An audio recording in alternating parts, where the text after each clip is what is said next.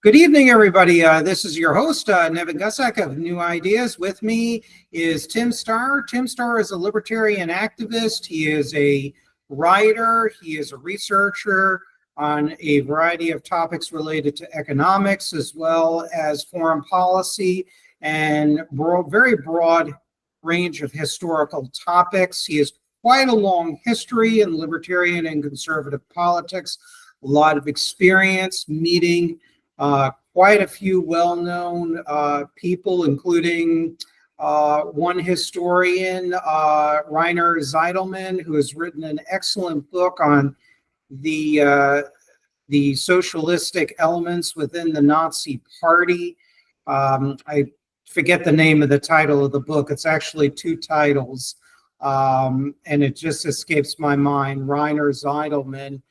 Some very well documented books on Hitler's National Socialism and its unorthodox socialistic economic policy. So anyways, welcome back to the show, Tim. Thank you for joining us. And what are we going to be talking about tonight?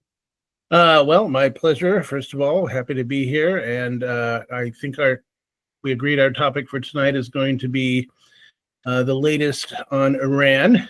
And as a framework for our discussion, I have prepared another presentation for us to go through and comment as we go along. So I will share my screen and present that. Great.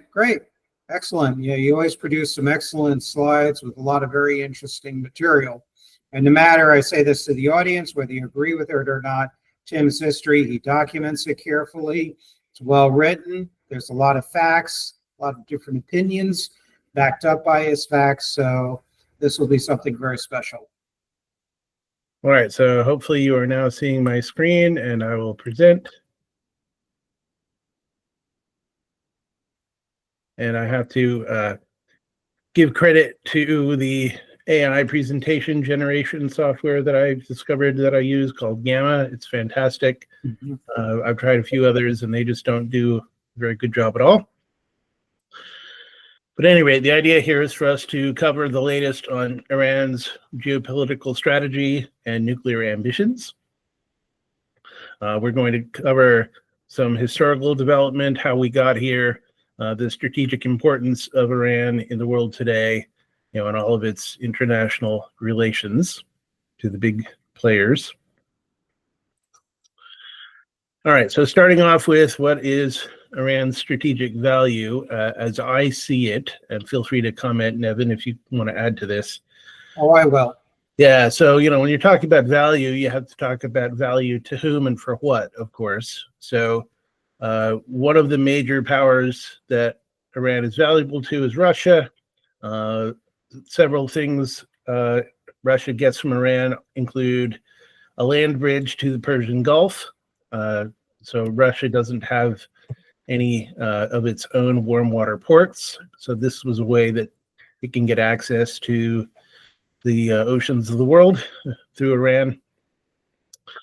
Also, Iran is a reseller of Russian oil that Russia sells via sanctions evasions to the world.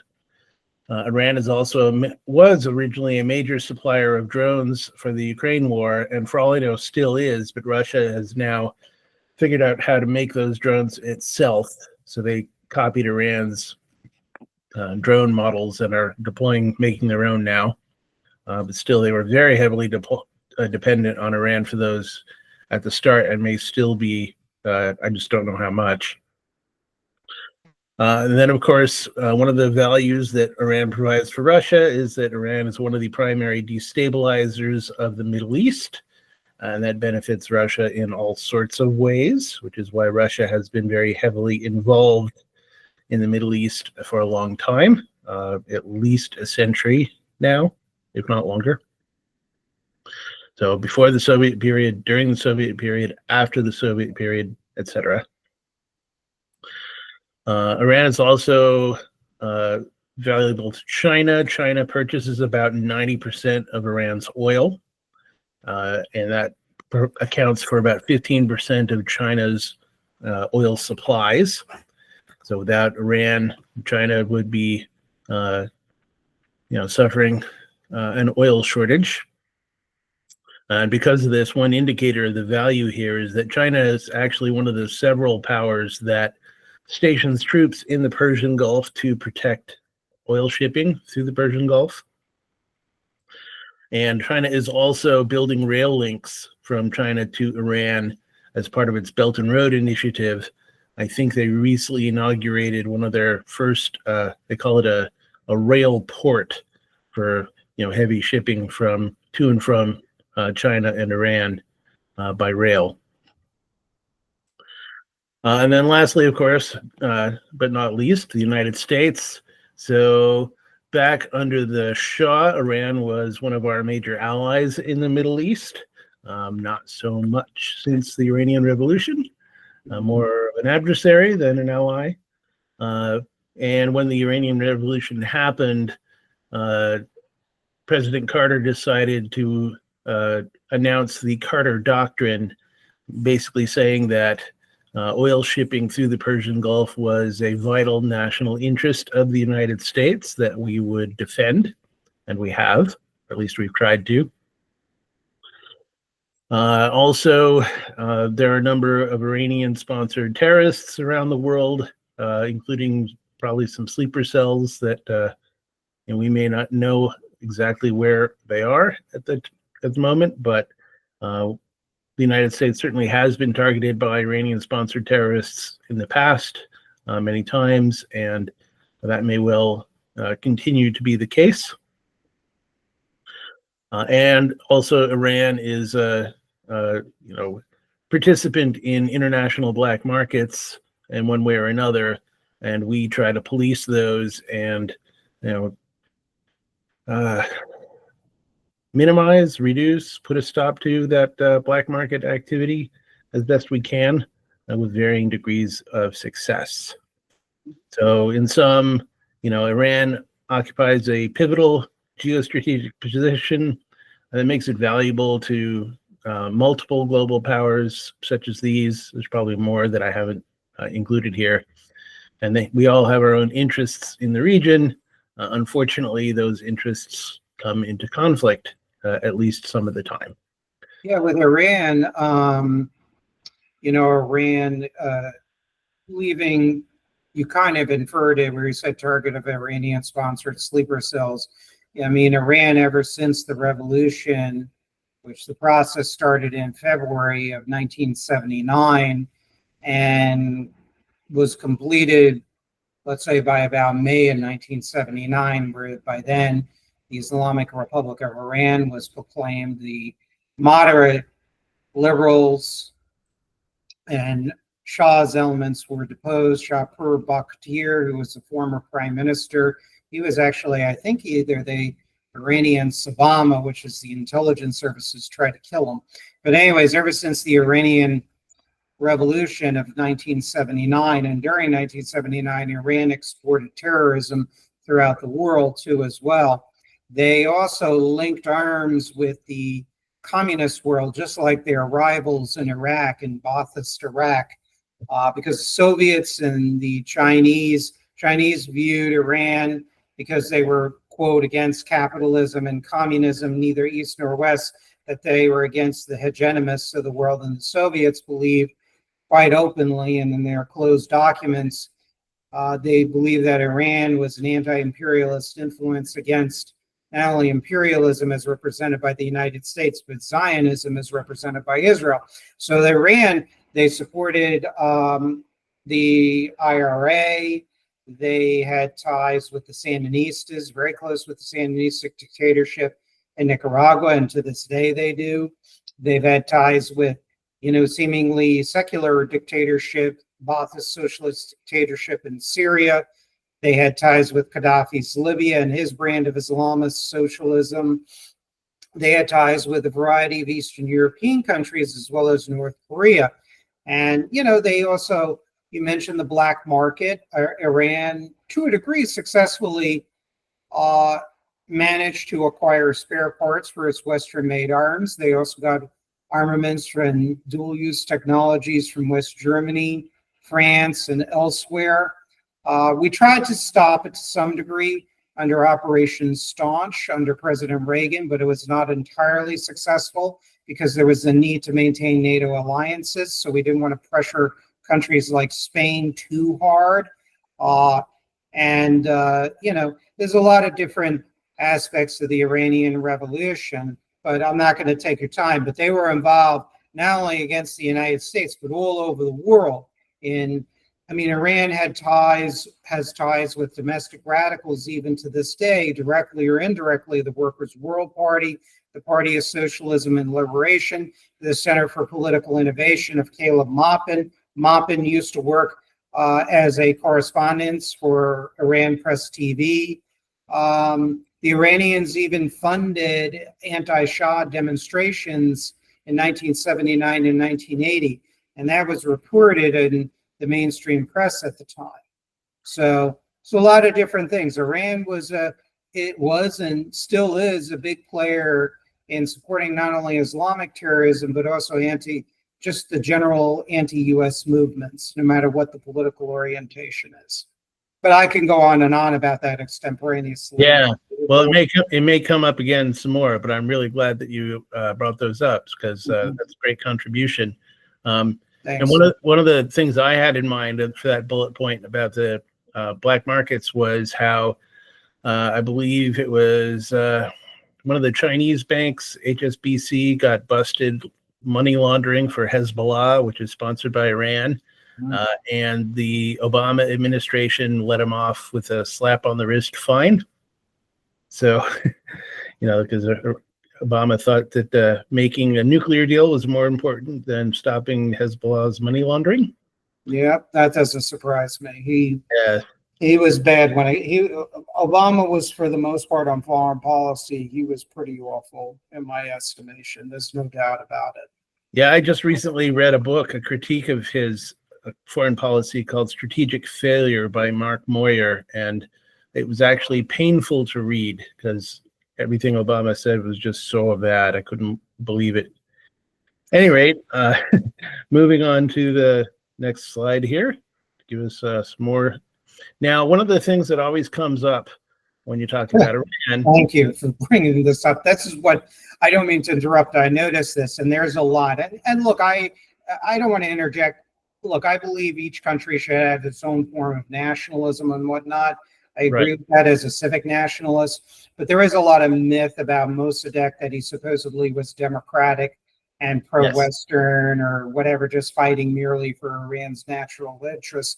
And there's more to the story. So why don't you talk about that? Right, exactly. So the standard line that you always hear, especially from all too many of my quote-unquote fellow libertarians, is that if Iran is mad at us, it's America's fault because we overthrew their supposedly democratically elected leader, Mossadeq, just because he nationalized oil. And this is, the first major operation supposedly of the CIA back in the early 50s under Eisenhower. And there's very little truth to this. So yes, they had a leader named Mossadeq. He did nationalize oil. He wasn't democratically elected. He was chosen by the, did I say Iraqi? I meant Iranian parliament. The Majlis. Yeah, the Majlis, exactly right. But he was basically appointed by the Shah, the king. He was an absolute monarch. It was not really a constitutional monarchy. It was still like a mixture of absolute monarchy and parliamentary system. But at any rate, so the Mossadeq was appointed by the Shah, confirmed by the legislature. There was no national election or vote on him being the leader of the country. And while he was in office, he did a number of things that made him unpopular with a lot of people in the country. So he banned opposition rallies against him. The Communist Party was illegal when he took office, but he didn't enforce that very much. He tolerated them quite a bit.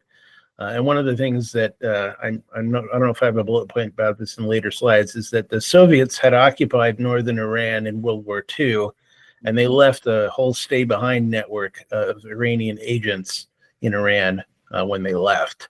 So there was created two puppet states, as a matter of fact, under two quasi very far left parties. One puppet state was in Iranian Kurdistan, and the other was in Iranian Azerbaijan. And the Soviets put in those governments. Pishavari was one of the names of the leaders. I forget the other name. And they conducted kind of a reign of terror. They were not particularly nice. I mean, yes, they enacted their social reforms, but their intentions were authoritarian Marxism-Leninism. And by agreement, with the United States and the other allies, the Soviets withdrew in 1946. Those two puppet governments took power in 1945. And I could give you extemporaneously a little history of it. Yeah. Once the Soviets withdrew, the Iranian Imperial Army of the Shah, which was even then well equipped, they entered, and basically those two regimes collapsed, and the leadership fled to the Soviet Union. So they actually created their own puppet states, literally, with their own infrastructure. Exactly, and this was back under Stalin when they did this sort of thing with very serious intent. They were not kidding around about it. So yes, Mossadeq, getting back to him, but thank you again for elaborating on that point. That's great. I love it. Mossadeq did nationalize oil, but it was never denationalized afterwards. So it wasn't really the nationalization that people in the West were objecting to. It was the pro-Soviet orientation of Mossadeq. And then, the other thing here is that the CIA took credit for the ouster of Mossadeq, but it really was the Shah that did it. The Shah basically said, "You're fired." He had the constitutional authority to do that. This is analogous to Mussolini being fired by the King of Italy, Vittorio Emanuele, in World War II. Mussolini was fired, had to be put back in power later by Hitler and the Nazis as a puppet. But at any rate, there's blaming the CIA for this. It was largely an internal development, and if it only been the CIA's doing, it almost certainly would have failed. Moving on, I'm going to skip to save time here all the way to the Iranian Revolution, but we can come back to stuff as needed, of course. Yeah, take your time. It's not a problem. Yeah. So the Shah fired Mossadeq in 1953, I believe, and then was in power after that until 1979, which is, several decades later. Quite a bit happened during that time. I'm not going to try and cover that all, but the Iranian Revolution itself, I think, is highly relevant today because that established the regime that's still in power there today, and it hasn't really changed all that much. So basically, there were a combination of factors involved here. One is the influence of the Muslim Brotherhood, which Khomeini was inspired by, at the very least, may have been a member. Now, people talk a lot about the Muslim Brotherhood, but I read a very good book about it recently by an Egyptian woman named Cynthia Farahat, if I'm pronouncing her name correctly, that attempts to give a comprehensive history of it. And I learned a couple of very significant things about it from that book. One was that it was created in Egypt in the 1920s with the active collaboration of the Egyptian Communist Party, which of course was a Soviet-aligned, Soviet-controlled party at that time. And it was based in structure on the Communist Party system of having legal and illegal apparatuses.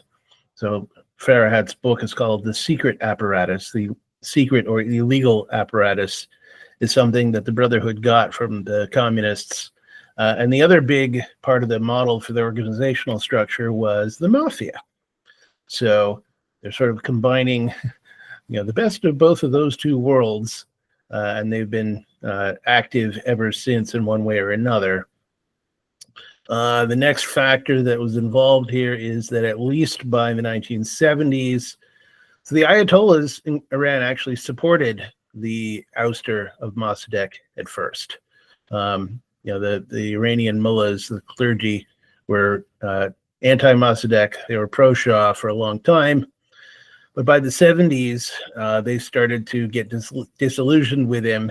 And there was a lot going on in Lebanon and Syria at the time, where you had a lot of basically terrorist training camps being run out of the Palestinian refugee camps in Lebanon. And that's where a lot of these groups got their start. They got their training. They got their first field experience. And they were big players in the factions that ultimately joined Khomeini in his rise to power in Iran and the overthrow of the Shah. And we actually know a bit about this from the inside because there was a Soviet KGB agent in Tehran who defected. I believe his name was Shelepin, but I might have that No, wrong. I believe you're talking about the one he fed information to the British and even the Khomeini about the Tudeh party, Vladimir Kozikin, I believe. Yeah, Kozikin, that's him, right? Yes, exactly. I knew I had the name wrong, but That's yeah, right. exactly. So yeah, we knew about that from him.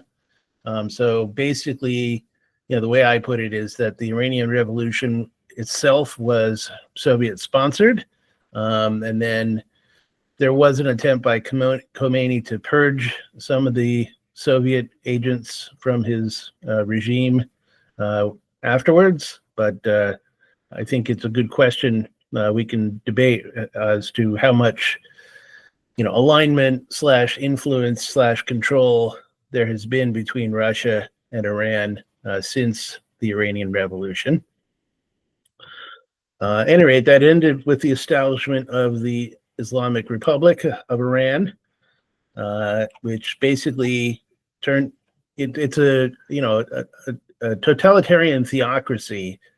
And the other thing that's really noteworthy about it, I think, is that it really is ideologically committed to exporting its revolution throughout. This says the Muslim world in my outline that this is generated from. I said the whole world. It reminds me of the descriptions of Trotskyists as being, committed to permanent worldwide revolution. That really are the Islamic Republic really is like an Islamic version of that, I think. Do you have anything to comment on any of this? I was trying to find something on the Muslim Brotherhood. The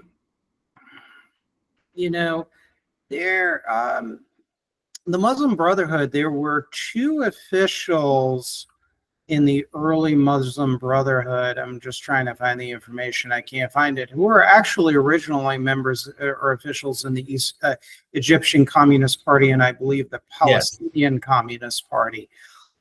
There was a book a long time ago. I don't remember the name of it. It's a much older book which talks about that, which talks about, I believe, communism in the Middle East. There was also, just trying to look at some notes here. While you do that, I will just confirm that Cynthia Farhat talks about those, Communist Party members that were early members of the Muslim Brotherhood in Egypt as well. Yeah, I mean, it is kind of well known to the scholars in the area in that field who are very familiar with that.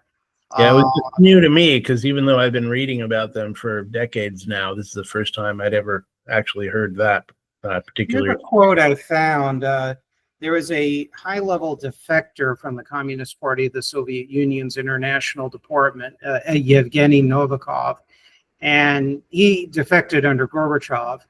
And I quote him extensively in my essays and books. And one quote of his, it was from a article he wrote called "A Russian Agent at the Right Hand of Bin Laden, Terrorism Monitor, Volume 2, Issue 1, May 5th, 2005. And he said that, based on my own 20 years experience with Russian intelligence people involved in Arab affairs, the Soviet KGB had good, albeit indirect, connections with Islamic fundamentalists, including the Muslim Brotherhood and the Egyptian Jihad. The curriculum of Arab terrorists who studied at Moscow's International's Lenin School placed special emphasis on cooperation between Marxists and Islamists. Soviet instructors would encourage Arab terrorists to consider the Muslim Brothers and other Islamic extremists as allies in class struggle. Good contacts between the KGB and Islamic fundamentalists existed at the time of the Egyptian Jihad's 1981 assassination of Anwar Sadat, after which Zawahiri, who later became, for those of you who don't know, a leader in al-Qaeda, if not the leader, after the death of bin Laden, was jailed by Egyptian authorities. So, you know, there's another mention on how there are these ties, albeit indirect. You know, I'm seeing other quotes I have here, you know, where Lenin said at the Comintern's Second Congress of 1920, it must be remembered that the West lives at the expense of the East. The imperialist power, meaning what is called the developing world or global South, in this case, Asia and the Middle East, that's what East referred to. The imperialist powers of Europe grow rich chiefly at the expense of the Eastern colonies, but at the same time, they are arming their colonies and teaching them to fight. And by doing so, the West is digging its own grave in the East. He observed that the social doctrines of communism and Islam have some similarities, such as helping the poor, social justice, etc. And then, of course, you had later in the Cold War, Yevgeny Primakov, who was still very active in the highest levels of the Russian Federation government under Yeltsin and Putin. And back in the Soviet times, he was the Institute for Oriental Studies of the Soviet Union. He asserted that the Islamic movement as a whole clearly cannot be seen as a single entity. It comprises several trends. There is a radical trend, which is strongly charged with anti-imperialism, and there is, as it were, a bourgeois landowner trend, which is loaded with a large charge of anti-communism and anti-Sovietism. So basically, the Soviets had a very sophisticated approach, a very nuanced approach with co-opting Islamist movements. Bin Laden in 2003 stated pretty well known for, I guess, people like us, that Islamists and socialists, meaning whether it's in China or Russian Federation or Iraq or whatever, Islamists can cooperate with socialists against what he termed the Crusaders, and bin Laden said in 2003. So you have this long history. It's a very sort of strategic, very pragmatic, at times very deceitful way of combining forces against a greater enemy. And Lenin had talked about that, about combining forces against a greater enemy. And if you don't understand that and don't appreciate it, you don't understand a particle of Marxism, is what he said, basically. He used the word particle. I remember that. And that's a very important part of how totalitarian states operate, whether they're fascist or national socialist, communist, Islamist, whatever ideology they are. A couple of words on the Shah. I was a John Bircher, as you know. I talk about it in my papers. And there's one thing I will caution people about the Shah. He was, compared to Khomeini or the Tudeh Party, which is the Communist Party of Iran, obviously was much more friendly. But the Shah, like a lot of these, what I term right-wing collectivist authoritarians, also played both sides of the fence too as well during the Cold War. I mean, look, Iran is a sovereign state, obviously, but the facts are the facts, nevertheless. They did import quite a bit of Soviet weaponry. Shah sent Iranian officers to be trained in Soviet military academies. The Soviets and the East Germans and the Bulgarians and other communist countries, they praised his quote-unquote white revolution. They viewed it as a sort of non-bourgeois, quasi-socialist mode of development. The East Germans particularly liked it, to the point where there was actually censorship for short periods of anti-Shah articles, and they tried to get the Tudeh party, the communist parties, to temporarily cease broadcasting from the Soviet bloc. And the communists, I mean, there was one declassified document from, I believe, the Romanian Communist Archives, which talked about how they were trying to encourage Iran under the Shah to adopt an independent course. Now, there was also a lot of collaboration with the United States, with electronic intelligence, with intelligence training, military equipment training, everything else. The other thing is also a lot of conservatives, and the Birchers are particularly guilty of this. And I mean, it's their opinion, but it's one of the reasons why I chose not to renew my membership with them. And I was very libertarian, very free market oriented, and I wanted to do more reading about all these, what I termed, even to this day, right-wing collectivist authoritarian leaders. And what they did was they kind of whitewashed these governments as examples of free enterprise or modern, very modern. And the Shah did modernize the country, there's no doubt about it. But it was very authoritarian. The economy was very much controlled by the state, more than even I, as a radical civic nationalist, would ever prescribe, because he's doing it from a framework of maintaining authoritarian rule and implementing a highly collectivistic form of nationalism. He actually bragged in an interview with Oriana Fallaci, the Italian journalist, said that I'm more socialist than the British Labour Party. And he gave examples of why. Wow. Yeah, you could read that in my book, When a Right Means Left, on my discussion of anti-communist dictatorships as collectivist regimes. I could find the quote for you. It's pretty extraordinary, actually. Yeah, I'll bet. It's just incredible. So, he created this different ruling political parties, one being called the Rostaki's Party, which was this sort of front that supported the Shah, where he invited communists. There was a lot of very, quote, anti-imperialist, anti-American, anti-British rhetoric and whatnot.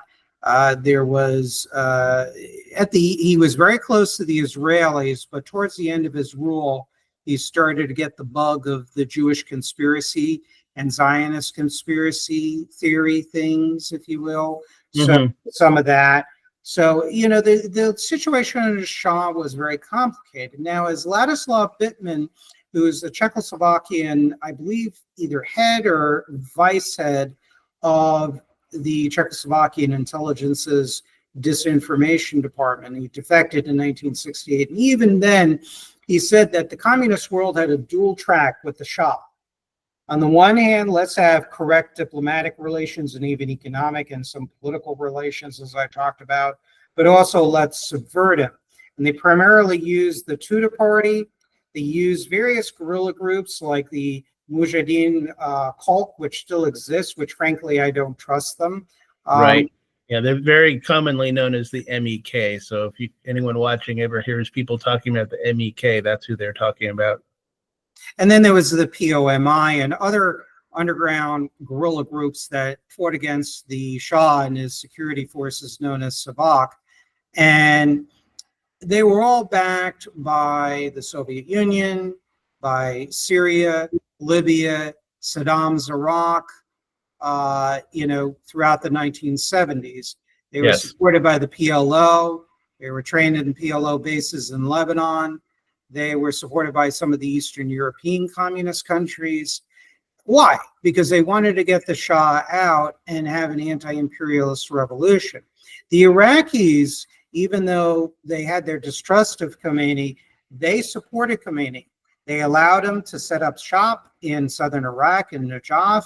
They sent funds to Khomeini's movement. Why? People think that's crazy. Well, I wrote a paper on my Substack, Wilderness of Mirrors. I know you read that particular essay, Tim. Why? Because it's common goals. You want to evict the United States, and the Iraqis welcomed the Iranian Revolution openly. You go on the FBIS or British, the BBC broadcast archives. It'll show the articles, newspaper, magazines, TV, radio, and other communications and broadcasts from different governments throughout the world. It's a historical source. It's excellent. And with my own eyes, I saw, and of course, I saved them, copied and pasted them from my archives. The Iraqis welcomed the Iranian Revolution as a blow to the American imperialists. There were exchanges of delegations. When I did some searching on Grok, I use the information cautiously, but I think it's plausible. And if it is true, it pulled up purported information where there were even some minor intelligence and economic exchanges in 1979 with the Iraqis, where even supposedly the Iraqis attended the session. You might remember this. Ramsey Clark and all the other American far leftists joined at Richard Falk and others. The Conference on the Crimes of America in 1980 held in Tehran, and the Iraqis supposedly, if what Grok's information is true, Iraqi Ba'athist sent a delegation along with the opposition Iraqi Communist Party. These conferences are very weird sometimes. It's these the contours of the international relations between anti-imperialist states is just crazy sometimes.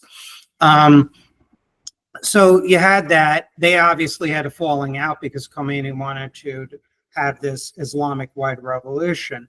But the Soviets always won, and their bloc allies, and extending into the Russian Federation period, they always wanted to have Iran as an ally. They had the oil, not that Russia needed it, but there's oil. They can pressure Iran to cut off oil to the West, to cripple industries and our economies. So they recognize the strategic location of the Strait of Hormuz and the Persian Gulf, the warm water ports.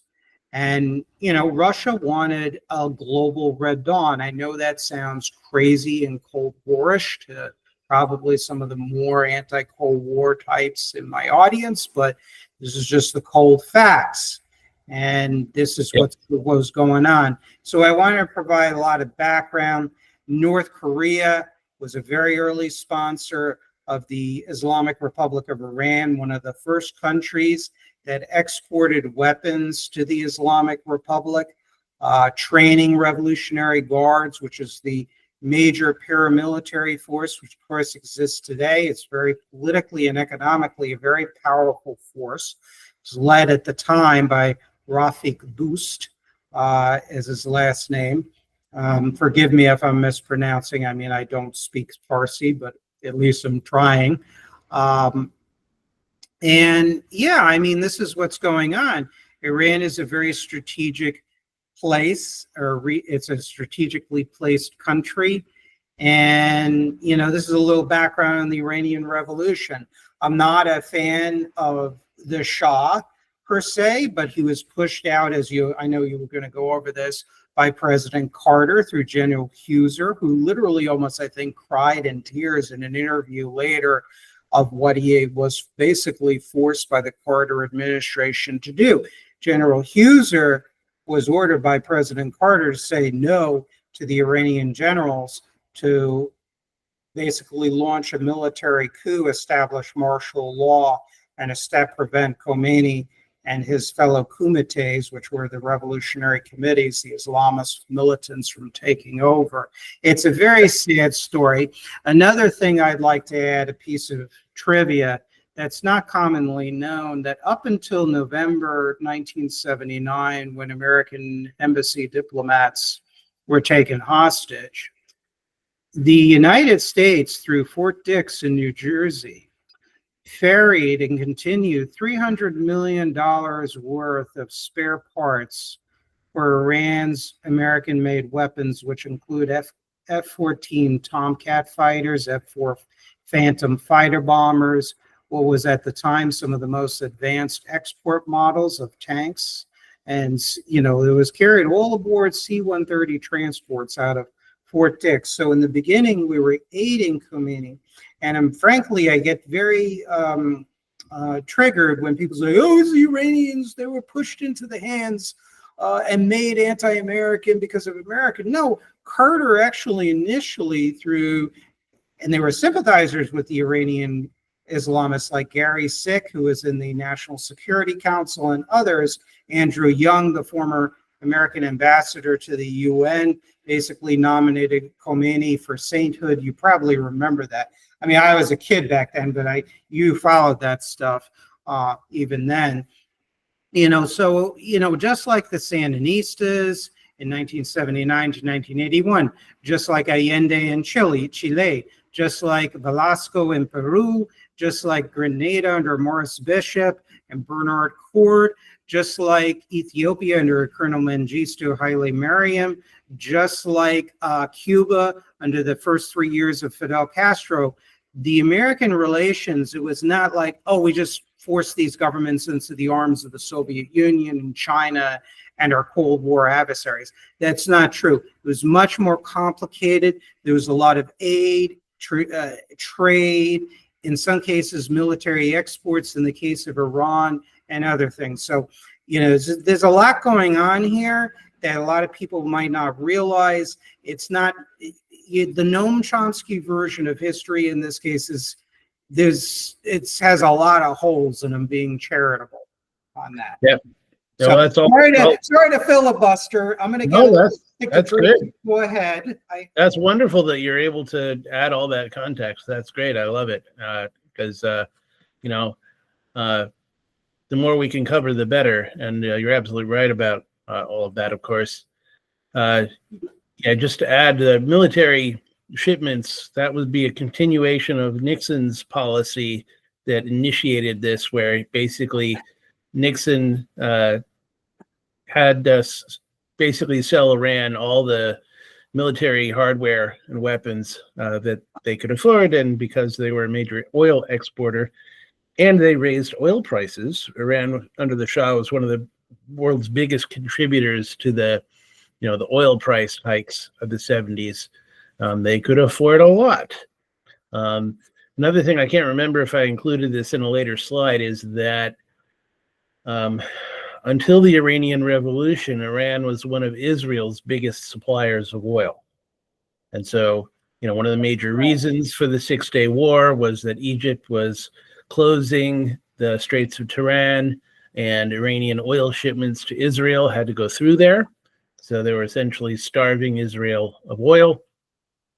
And of course, with the Iranian Revolution, that cut off Israel from that oil supply. So that's something that certainly made the Soviets happy, because they were allied with Israel's enemies in the Middle East.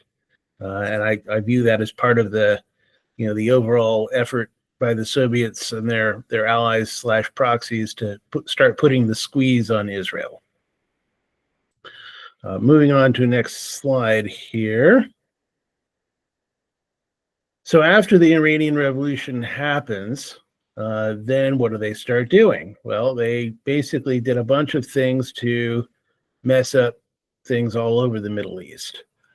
So one of those things was, even though, as you rightly said, Iraq had harbored Khomeini before the revolution, after the revolution, because of Khomeini's ideological commitment to exporting revolution worldwide, he sponsored some terrorist bombings in Iraq, in the Shiite inhabited regions of southern Iraq.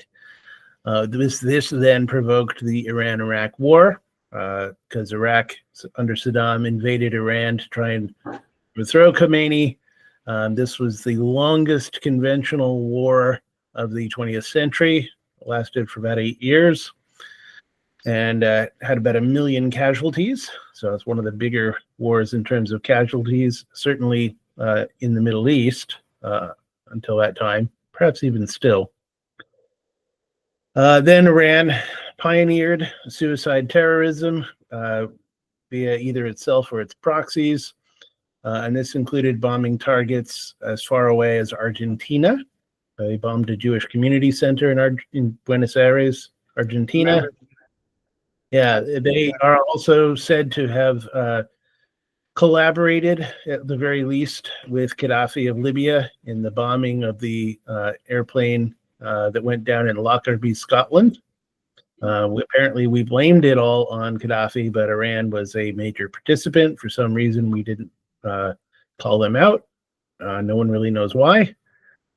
They also bombed the Khobar Towers in Saudi Arabia, which was a U.S. military base at the time. And I just finished reading about another example, the bombing of the U.S. Marine peacekeeping force in Beirut in 1983. I don't know why this didn't, get caught by Gamma in the presentation, but I'm going to mention it anyway. So if I recall correctly, that incident killed more Marines in one single event than anything since World War II. There was an Iranian defector, I think, from either Savama or a Revolutionary Guard. I don't remember his name, where supposedly the Iranians had a hand also in supporting 9/11. I don't know if you've heard about that. Yeah, I think I may have that further down the line. If not, we certainly should mention it. Yeah, they definitely harbored Al-Qaeda people. That was in the 9/11 Commission report in Iran. I think they took a stronger role than even just harboring. I think Iran was one of the main, sponsors and organizers of Al-Qaeda. I think that's something I want to save for a little bit later here, because it comes up very heavily when it comes to Syria. Okay, I found his name. I don't mean to be rude. Oh no, please. Yeah, Hamid Reza Zakari. I mean, I don't know if he's credible or not. I know it was a big splash in some of the, more conservative quarters who followed Iran here in the United States. Hamid Reza Zakari, a former inspector and director of Iran's Revolutionary Guards and Ministry of Intelligence, MOIS, claimed that the Revolutionary Guard intelligence operated that's about smuggling dates and stuff like that. But that's the guy, Hamid Reza Zakari. Yep. He's the guy who, because that name rings a bell, he's the one that talked about the ties between the Iranians and Al-Qaeda, including the 9/11 hijackers. Yes, exactly right. And I believe bin Laden's son was living in Iran for a while. Mm-hmm. Supposedly under house arrest, but if you think they're really under house arrest, you're naive. Doubtful. Yeah, and then all throughout the Iraq War, the Sunni militias, the Shiite militias, were being sponsored by Iran. The Sunnis were being sponsored by Syria. Although what I was going to get to is that's kind of a fake, because I would argue that Syria and Iran have been allied with each other for decades, pretty much ever since the Iranian Revolution, and I think the way they use the Sunni Shiite split basically is that the Islamic Republic sponsors the Sunni terrorists and militias as a sort of deniable, expendable proxy, and that gives them a pretext in some cases for intervening against their very own deniable, expendable proxies that they create and maintain with their other hand. And then last thing I'm going to mention here, and then you can add to it or we'll move on, is that since the Syrian civil war broke out, Iran has been a full participant in that almost from the start, helping the Assad regime that was just recently ousted, killed about 500,000 Syrians in that country, along with help from Hezbollah, which is sponsored by Iran, of course. Iran also sponsors Hamas and the Houthis. And then, of course, Russia was also a full-blown participant in the air campaign against the rebels in the Syrian civil war. I liken that one to the Spanish Civil War, where you basically have all these outside powers joining in support of the regime that is in power. It's not an exact analogy, but I think there's a lot of parallels there. So, any other further comments before moving on? Yeah, so I did find the information about the connection. Hamid Reza Zakiri. He alleged that models of the World Trade Center, the White House, Pentagon, and other U.S. government buildings, quote, were in our headquarters. He claimed that al-Qaeda leader and Egyptian terrorist Ayman al-Zawahiri maintained ties with the Revolutionary Guard Corps al-Quds division. Zakari also claimed that Osama bin and al-Quds division is very much involved in the training of international terrorists, particularly Islamist terrorists. Zakari also claimed that Osama bin Laden had contacts with the Revolutionary Guard officials in Sudan, which was, then a Islamic dictatorship under General Umar al-Bashir, and the ties with Sudan starting in the mid-1990s. So, there's a lot of that going on. Again, people will say, they might say, oh, he's not credible or whatever, but there is a logic, though. Why wouldn't Iran not join with movements that are trying to impair or injure American interests or American lives too, as well, American military bases, American economic infrastructure? It just makes sense. It's logical. If I were the Iranians, I would do the same thing to get away with it. Now, concerning the Iran and Argentina, the bombing of the synagogue, but there were successive Argentinian governments that also was one of many governments that also supplied various technologies for Iran's nuclear program, because Argentina has had a nuclear reactor program for quite a long time. And then you also have the Iran-Iraq War. I remember that watching that on the news reports on TV, on mainstream news back in the 1980s. I remember particularly when I started to get interested in history and current affairs, or starting in the late 1980s. The war was basically ended in 1988. So I remember seeing different scenes on the TV. It was a very prolonged war. So many countries abroad participated with weapons shipments and the provisioning of advisors and military missions and everything. It's a very interesting history. Yep. So, yeah. So anyways, go ahead. So that's all I have to add. I wanted to read that information about Zakiri. I thought that would be interesting. His allegations. Yes, absolutely. And a couple of specifics there before I move on. One is that in the book I just finished about the Beirut bombing by Hezbollah, one of the points it made there was that the truck bomb that they exploded was a lot more powerful than anything anyone had seen there before, and they'd seen a lot of truck bombs in Beirut at that time.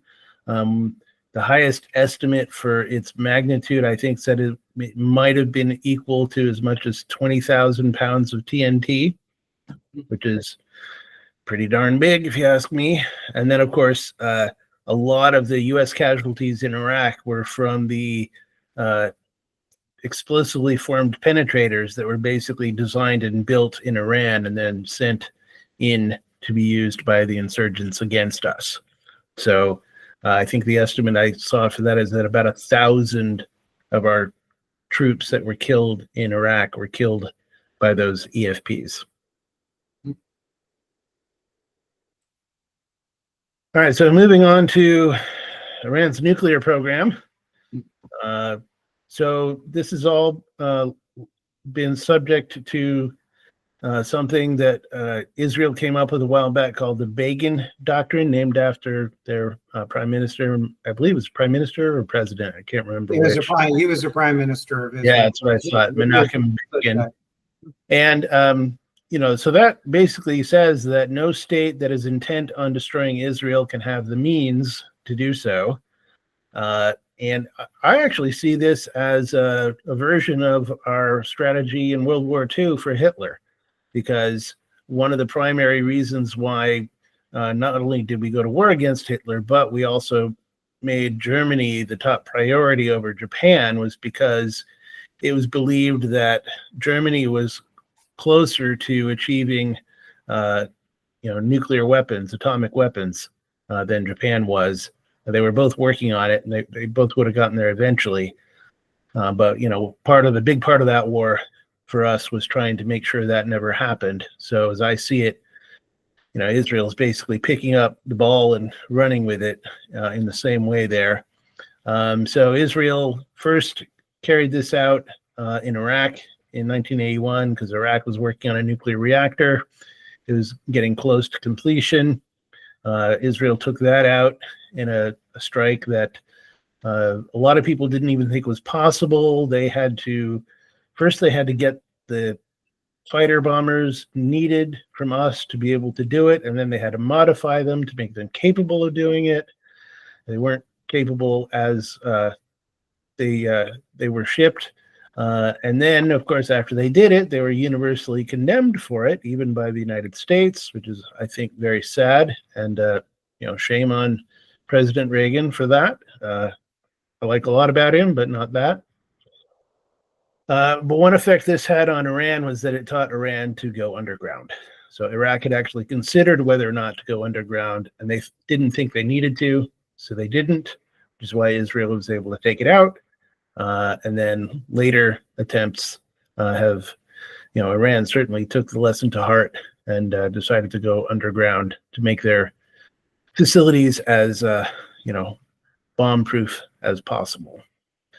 Now, the way I put it here is that Iran's nuclear strategy is one of where they have been continuing to develop their nuclear program in secret, despite international pressure. They will frequently pretend that they're either not trying to develop atomic bombs or they're not very close or they, whatever. This is called a threshold strategy, where they basically tell the world, don't provoke us or else we're going to finish our program and then we'll have atomic bombs. And then, of course, if they ever reach that point, their attitude will then be, well, you can't provoke us because we will retaliate with atomic bombs. So, they're setting up this catch-22 for the rest of the world. Another thing here is, as you may recall, so there was an attempt by Syria under Assad to develop its own nuclear atomic weapons plant. It was being built by the North Koreans there, and that did get destroyed by Israel also in 2007. But Iran was funding that. I didn't realize that. I had heard about it, of course, but when I read a book about it, it turns out Iran was, a major player in the financing for that. So again, Israel took out not only Syria's atomic program there, but what was going to be a part of Iran's as well. And so lastly, the thing that I think is, you can probably elaborate on this, and if so, I hope so. I think Iran's use of this capability or this program in the JCPOA negotiations was basically to, use the nuclear program as a way to extort concessions without ever making any concessions themselves, really. And whenever, anyone asked them for anything that they didn't like, they'd basically say, well, if you insist on this, then we're just not going to sign. We're just going to, not bother. We're going to go back to what we were doing before, which is, they were, of course, still denying that they were developing atomic weapons, but everyone knew they were. And they basically used this as a way of gaining sanctions relief while they could continue the program. So, if you have comments on any of this. I have a lot of comments, actually, that, a lot of granular details. This is from one of my essays on Substack, where I talk about the good, the bad, and the ugly of the first Trump era with its foreign policy.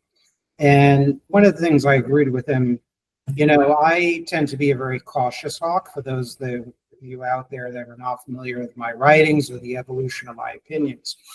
But this notion that Iran was abiding by the JCPOA, by saying that claiming its nuclear research programs in Fordow and others areas were for peaceful research and energy is really not true. It's not the whole story.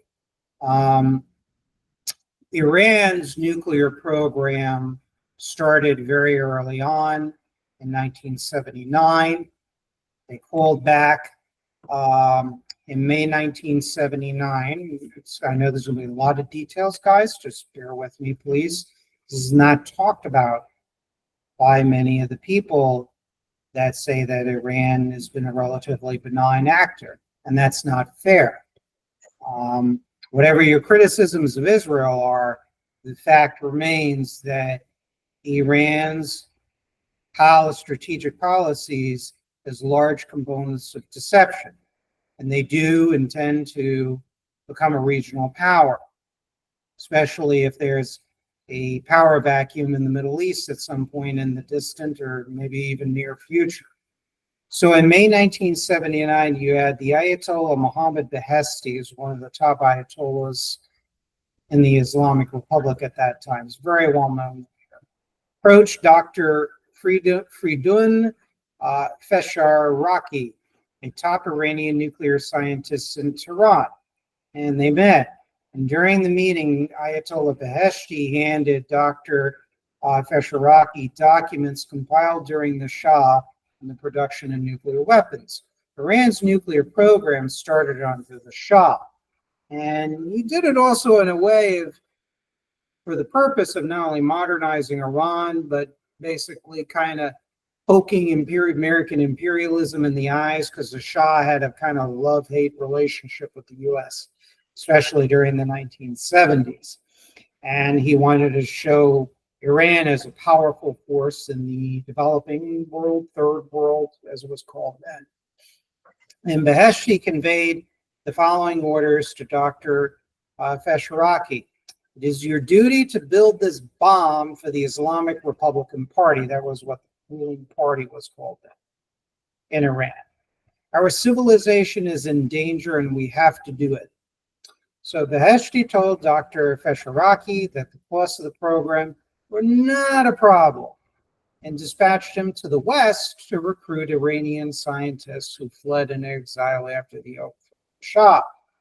So ostensibly Iranian civilian quote-unquote institutions were used to import dual-use technologies from American and Western companies to the Islamic regime's weapons programs, and some from third world countries, or Argentina, for example.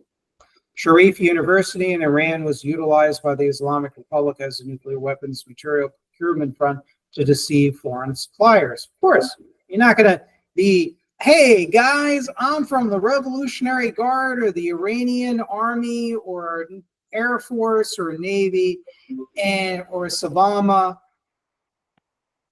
now MOIS. We're not going to purchase this directly wearing t-shirts saying we're from those agencies. So that's why they have to use the covers, which obviously makes sense. During 1992 and 1993, Sharif University was purchasing front for Iran's centrifuge program. So by the 2000s, the Iranians were deceiving weapons inspectors from the IAEA left and right. You had Hassan Rouhani, who was the Iranian leader at the time in 2006. I remember that people in the West and the smart set and politicians and quote unquote experts were saying in the West and the United States, oh, Rouhani is a moderate, he's a liberal. So he had this speech in 2006 for a whole secret meeting, because of course it has to be secret. You can't let the cat out of the bag always and open, of Islamic clerics and academics, which comprise the Supreme Council of Cultural Revolution. He elaborated on Iranian efforts to deceive the West regarding its nuclear program. He said, quote, when we were negotiating with the Europeans in Tehran, we were still installing some of the equipment at the Isfahan site, which was one of the sites for a long, long time for Iran's nuclear program. It's also, I think, at least at one time, it's also a major industrial city too, as well. I think there were steel mills there. But correct me if I'm wrong, Tim, or anyone in the audience, if my information is dated. No, that seems correct to me. Yeah. So Rouhani said there was plenty of work to be done to complete the site and finish the work there. In reality, by creating a tame situation, we could finish Isfahan. Defectors from the Iranian government confirmed basically what we're talking about. The Revolutionary Guard Corps defector Reza Khalili warned that, quote, one must never forget that the Islamic government of Iran is being led by hardline clerics. The games they play with new faces and voices were good cop, bad cop, an ongoing show designed to keep the West confused and falsely hopeful enough that one day there will be a diplomatic breakthrough. It is with this mindset that President Mahmoud Ahmadinejad, the Iranian president, continually works to create a wedge between the American people and their politicians by giving out mixed signals, creating a false hope for negotiated settlement over the enrichment process in U.S.-Iranian relations. The mullahs always maintained a dual strategy policy. One is prepared for any confrontation, and the other is just to drag out negotiations with the West over their development of nuclear capabilities. And it's a long block quote, but you get the point. Ahmad Hashemi, a former Iranian Ministry of Foreign Affairs interpreter who defected from the Islamic Republic, he noticed the same thing. He said that I learned beyond a doubt that my country's participation in talks is purely a stalling tactic. Since then, Iran has attended, dozens of negotiating rounds merely to convince naive politicians and dewy-eyed peaceniks that it is telling the truth. Within this context, Tehran maintains it is trying to use diplomatic means to prove that Iran is merely working to harness nuclear energy for peaceful purposes in order to meet increasing domestic energy demands as it runs out of fuel. While at the Iranian Foreign Ministry, I served as interpreter for visiting dignitaries, diplomats, and officials. I paid close attention to public proclamations and official statements. And I was present at inner circle conversations in which a number of high-profile Iranian officials made no secret of their intention to go atomic. Tehran may have slowed down tactically, but undoubtedly, as the former commander of Iran's Revolutionary Guards, Mohsen Rezai, once said, Iran's long-term policy and strategic vision is to acquire a wholly Islamic atomic bomb. So with the JCPOA, that was viewed as a victory by Iran and its allies. For example, Hezbollah's organ Al-Akbar noted that the loosened sanctions associated with the JCPOA would bring, quote, Iran back to working with the International Financial Clearinghouse, SWIFT, and will remove the ban on trade with it, with all its implications for thousands of Western companies that are dying of hunger and seeking just such investment opportunities. This is by itself will block the West from eventually escalating against Iran. And this is why, quite controversially, things like those quotes and understanding of how greed can be leveraged by our adversaries against the West. It's one of the reasons why, and this we could have I know this is a digression, but I'm pretty autistic about it. I think a lot of our problems in the West and the United States will be solved if there are very strong campaign finance controls and anti-lobbying measures put into place, because I'm convinced that unchecked capitalism and free trade is the chief national security challenge of the West, and particularly the United States. The Syrians called the JCPOA a, quote, huge victory for Iran. The IEA admitted in 2017 that it could not verify whether Iran was fully implementing the agreement.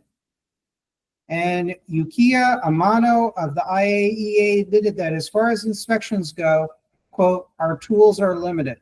Iran denied IAEA inspectors access to military sites and other research locations, which was in violation of the JCPOA. By 2017, the IAEA did not visit any of the nuclear facilities in Iraq. Iran and the IAEA entered into a secret agreement which allowed Tehran to carry out its own nuclear trace testing at the Barshin complex, a site long suspected of being a nuclear testing ground. Iran would report back to the IAEA with, quote, selective videos and photos. Both the IAEA and the Obama administration did not reveal Iran's violations of the JCPOA.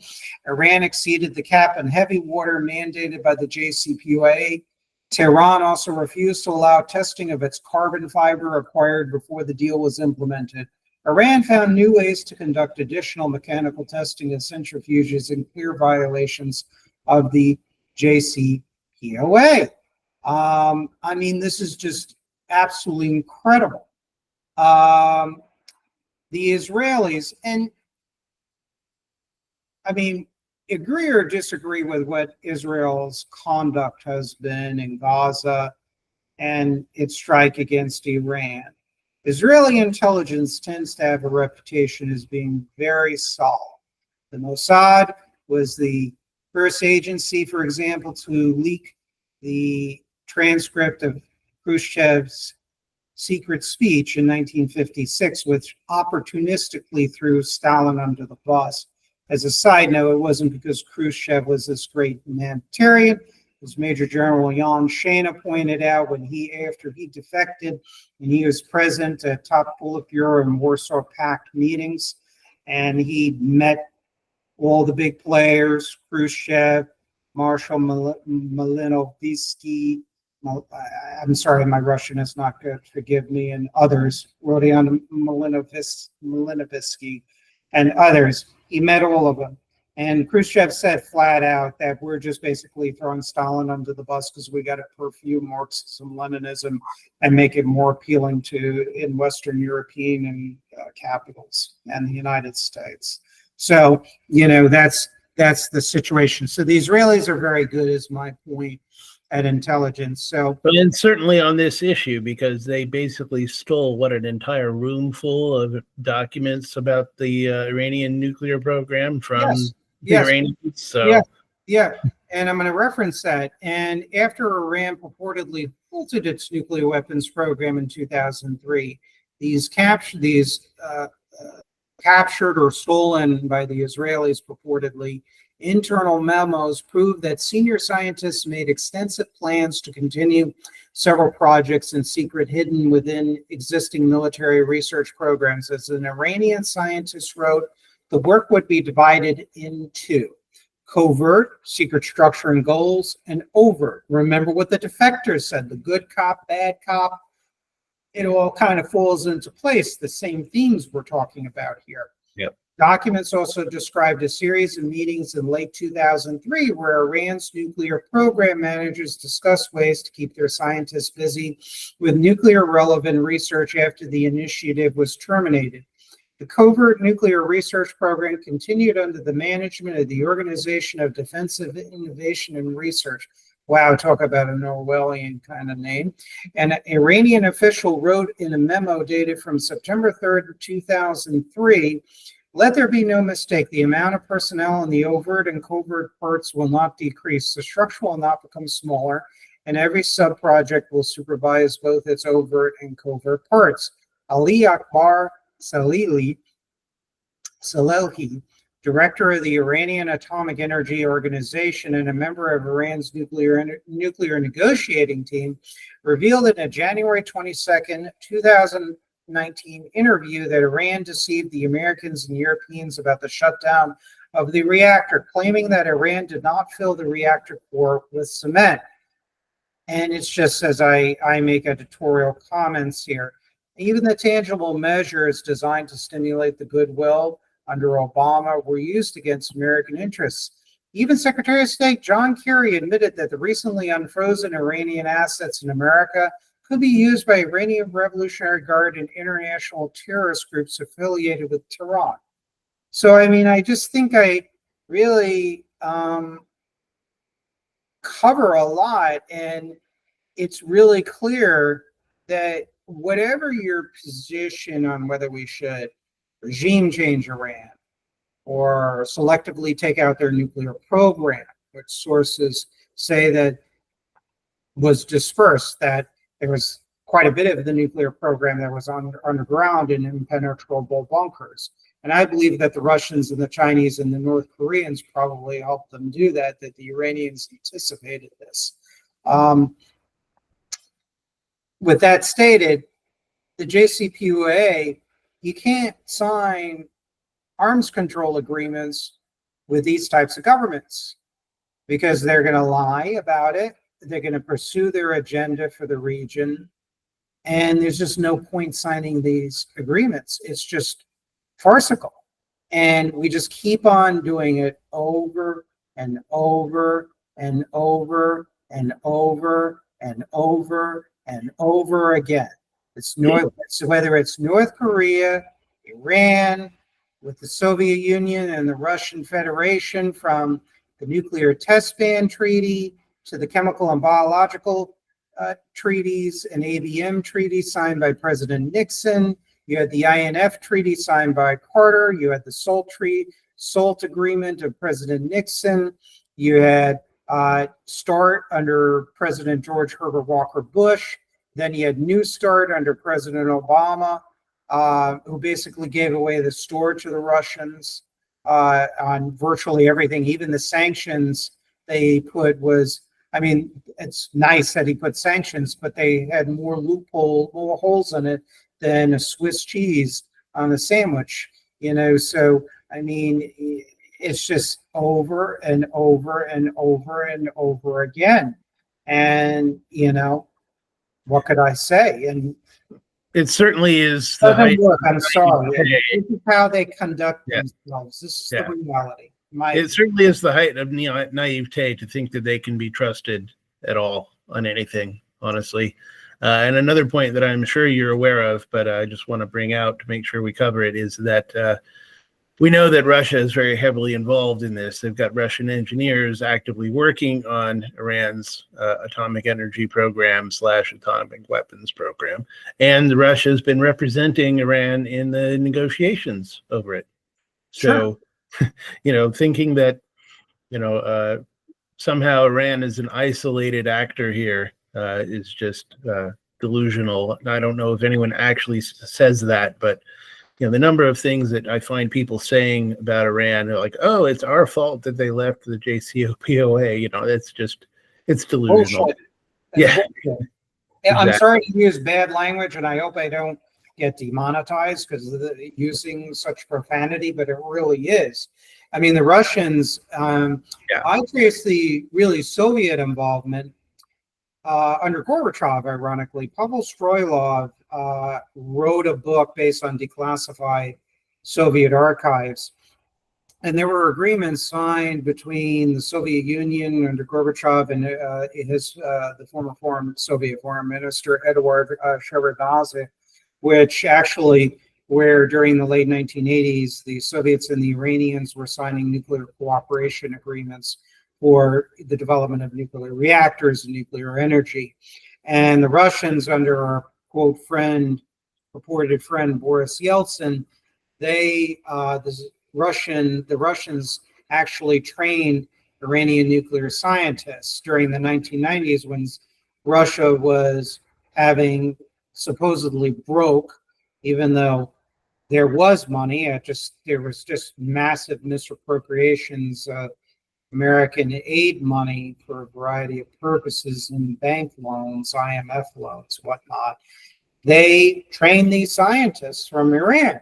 So you're right. They've had long ties between the Soviets, then the Russian Federation, and the Iranian nuclear program.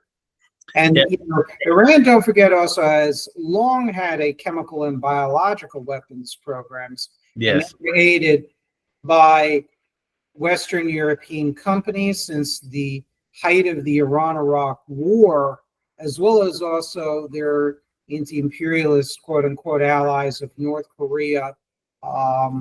North Korea aided them. And I think also, if I remember, West Germany, which actually West German firms provided chemical and biological weapons production technology in the guise of chemical plants in both Ba'athist Iraq as well as Islamic Republic of Iran. So there's a lot of this stuff going on. I mean, and look, they want to be a regional power. They still feel they're part of a global revolution. I mean, Iran, during 1979 and 1980, you had the Ayatollahs. I mean, I think it might have been Ayatollah Khomeini mentioned in 1980 to visiting Pakistani army officers. By the way, guys, I thought Pakistan under General Zia-ul-Haq was a friend of the United States. Oops, guess not entirely. So he mentioned to visiting Pakistani army officers that he wants to spread world revolution. That is the goal, to export the Islamic revolution. In 1980, I mean, granular detail, there was a conference of world liberation movements in Iran. You had liberation movements from all over the world attending. You had SWAPO, the ANC, ZANU PF of the old Rhodesia. ANC was the South African terrorist communist guerrilla movement. You had SWAPO, which was from South Africa, occupied Southwest Africa, now known as Namibia. You had the Chilean MIR, which was fighting Pinochet. There was another Marxist-Leninist guerrilla group. You had the Moro Liberation Front represented there. You had the Provisional IRA. I think you had the Red Brigades and the Red Army faction, known as the Baader-Meinhof gang. You name it, they were there. So all international revolution. That's what Iran wants. And Iran sure will pull back, and they'll have a nice mask and everything, and they'll be like, oh, we're going to be nice and reformist, like when Mohammad Khatami was the president of the Islamic Republic, even though Khatami said, when you read what he says carefully, he's for an Islamic style of democracy where there's, quote, law and order, So you got to read between the lines with these guys.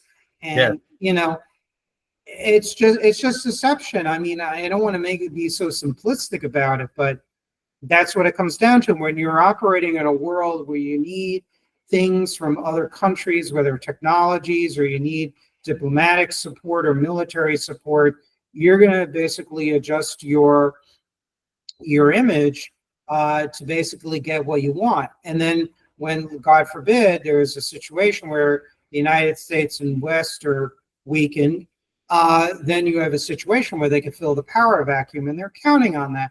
And you and I, we were talking over the phone. That's why I have a lot of concerns about the U.S. policy for a long time, even though we might agree to disagree. And we actually surprisingly agreed on a lot of things. I was actually, frankly, surprised in our last offline conversation. And it's no dig to you personally or anything, but usually a lot of people would get highly triggered with a lot of what I said. A lot of people on the right, whether libertarian or modern conservative. And I have a lot of concerns because I don't think the world would be a better place if the United States goes bye-bye and just devolves into a bunch of warring, a bunch of decentralized corporate-led city-states like what Curtis Yarvin wants, or what on the other side, where groups like the PSL or DSA and whatever would like basically a collapse of any kind of economic and political freedom and the establishment of their dictatorship of the proletariat, and invite the Russians and the Chinese into a collapsing United States. And, the world is not going to be a better place with that necessarily. That's why on this show I tend to want to promote personally a reformed America that is capable of meeting all these challenges from within and without, and to really create a country and a government where really people feel they have a stake in the system, both economic and politically. But back to Iran, the bottom line is we should never be in these deals. I think we need to never trade with them. I think one of the things I would do very quietly and patiently, without any stupid bluster, is say to the Europeans, like with the Russians, what they do with their underground trade with Russia. That's through the Central Asian states. By the way, Robin Brooks, who's formerly major investment executive at Goldman Sachs, has written a lot about this on Twitter X. Really follow him, guys. Follow Robin Brooks. He's really good on this. There's a lot of this trade between quote unquote allies and neutral countries to Iran, just like Russia. That needs to be stopped too, and say, look, you guys, you want these favorable trade agreements. We want to protect you and everything, but you got to cut the shit out already. I know you're a sovereign country and everything, but they're a threat to you too as well. They don't wish you well and everything. You want these favorable trade agreements with us. You got to also pony up too as well. And I wouldn't do it public. I wouldn't be tweeting about this, and I wouldn't be obnoxious about it, but I would be professional. It would be firm. And I would also start a program very long term, as long as I had the political support to do this. Right now, I would never have the political support to do it, to start a comprehensive program where we become far more self-sufficient in critical goods and services. We didn't learn from the Arab oil embargo, certainly. It actually only got worse. And another thing before you continue, I'm sorry I monopolized, but the Saudis, I don't trust the Saudis as far as I can throw them. I'm going to be honest with you. I have nothing against Arabs as people. I'm in an interracial relationship myself. Many people know that. So I'm not somebody who's a racist or somebody who doesn't like culture and diversity. But with that stated, I do not like their government. I don't like what it stands for. I don't like how they treat their people in a theocracy. Their economy is it's a very highly controlled economy, despite what people see the glitter and the glitz. I say this to you as a libertarian. Their economy should be something anathema to you. During its heyday, during the Cold War, Saudi Arabia was, by both of our standards, actually kind of anti-capitalist without always saying it outrightly. Like King Faisal has made statements, the late King Faisal, he's for an Islamic system as opposed to capitalism and the materialism of communism, that third position thing. So I don't try. This is why we got to become self-sufficient. We got to have ears in the ground in these countries. Absolutely. I'm not saying we should just end diplomatic relations now, but we got to do kind of a secret meeting I would do with my group of people in my cabinet. And I would say, look, guys, we got to gradually wean ourselves off. It's not to say we shouldn't trade with other countries that are free, because we can benefit from free trade based on product quality. But of course, when we talk about things like, well, we're going to just dump products or use slave labor or currency manipulation or unfair procurement laws that discriminate against our products, foreign lobbying, which happened really in the 1980s and afterwards, that really allowed a lot of these companies in South Korea, Taiwan, China and Saudi Arabia and whatnot to dump products, that I put a line in. So that's kind of my thing. This issue covers a lot of points because we could talk about Iran in a narrow sense. But on the other hand, this is why also we can't trade with Iran. We could buy oil for them and it probably would charge pennies on the dollars because there are no real labor unions in Iran. I think during the revolution, in the early Khomeini period, they had something called Workers' House. That's a joke of a union. I mean, that's ridiculous. They just basically said, you better freaking work, or else your ass is getting dragged off to jail if you ever freaking engage in independent labor organizing. That's what those state trade unions are like. And they had those under the Shah, too. It was a very corporatist arrangement. Right. Yeah. So, that's my point. I could go on and on with granular details. I'm just as a historical geek as you are, Tim. So that's why we get along well. Yeah. Well, I would just agree very much so about the critique of, even what we consider the best Arab regimes. I read a very good article bashing Dubai a while back. And Dubai is probably the most quote unquote free market country there is in the Arab Middle East, but it's too much to go into right now, but it's really not the case. No, and they use slavery too in a number of those countries. Yeah, exactly. That are basically slaves yeah. from Asia.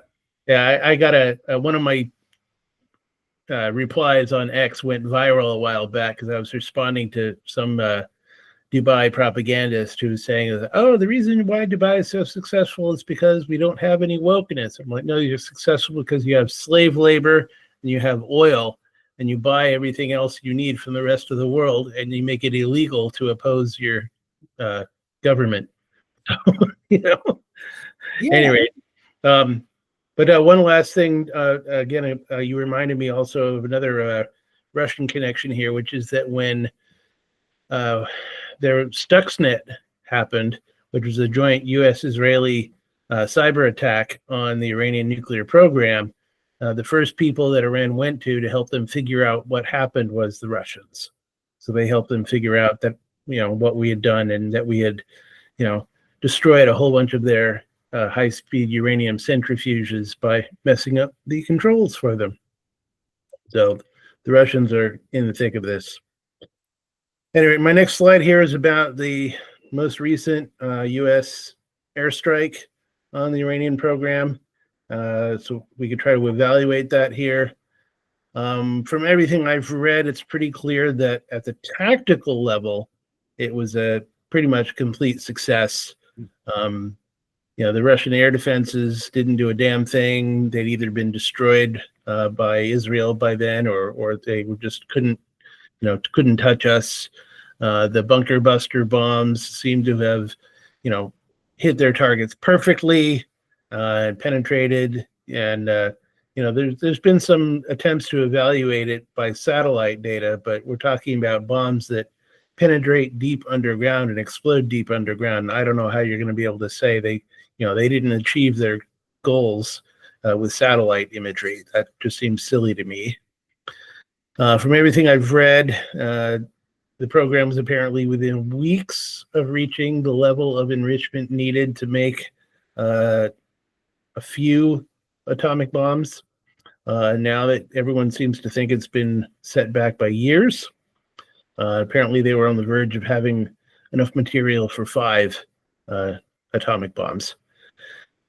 And the real qualms I have about this are at the strategic level, which is that, the regime is still in power there. The Islamic Republic is still there.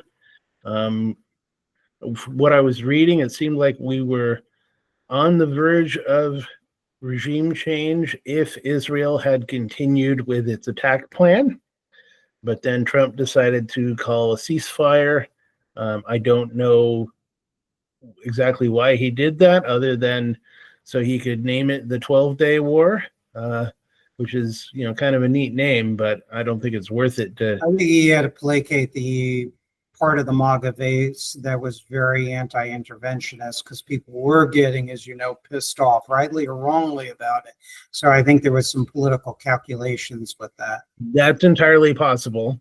But I from my position, my opinion is I think that's the wrong thing to do. I think it was a bad move. I think it's a shame that he felt the need to appease them that much. There's been basically no blowback from it as far as we can tell, and that's been the case for prior U.S. attacks. I think Iran fired some missiles at Qatar, basically at Qatar's invitation, so that Qatar's own air defense system could shoot them down.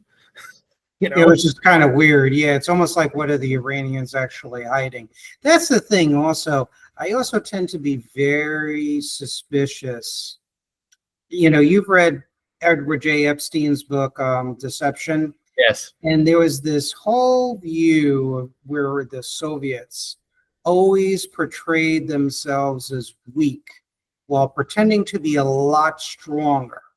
And that's why there's a part of me that's deeply suspicious about these countries like Iran, like Russia, even though Ukraine is achieving a miracle in maintaining a large amount of its independent territory.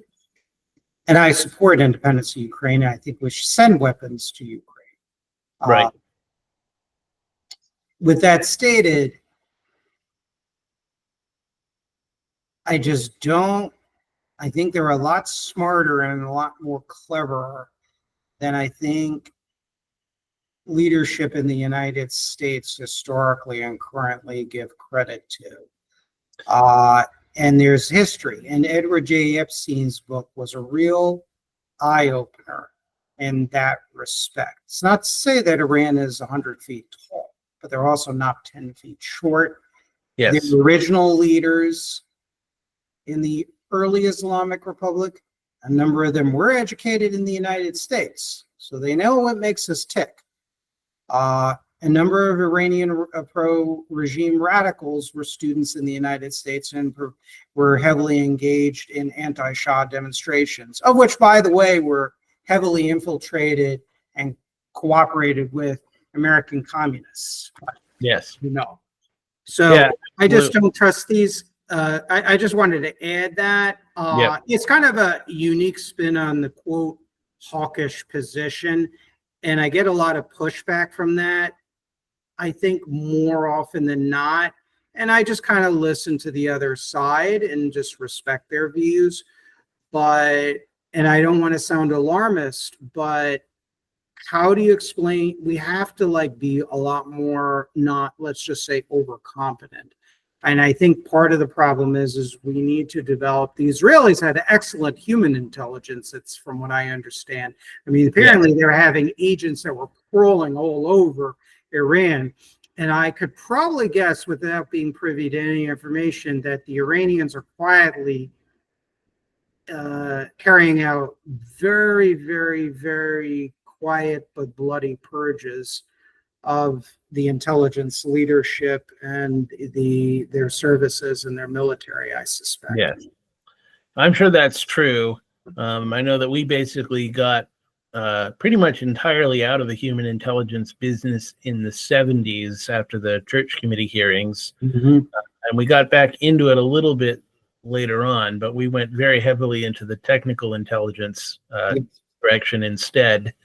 And I don't think we're anywhere near as good at human intelligence as Israel probably is. Now, the other thing, though, is that I know that from some of the operations we've conducted elsewhere in the past, like against North Vietnam, we did some operations there where our goal, the goal of the operations was to provoke the North Vietnamese counterintelligence system to overreact, basically, and waste a bunch of time, arresting people and interrogating people, perhaps very, very harshly, who, had no involvement with us. So it's possible that Israel is, I'm sure they do have a lot of capability with, human sources in Iran, but they also may be exaggerating that to get the Iranians to waste their time on some people that are not involved with Israel. I think that's possible. But more than anything else here, this may be just like my ultimate conclusion. I don't think we're really going to solve the problem as long as the Islamic Republic remains in power in Iran.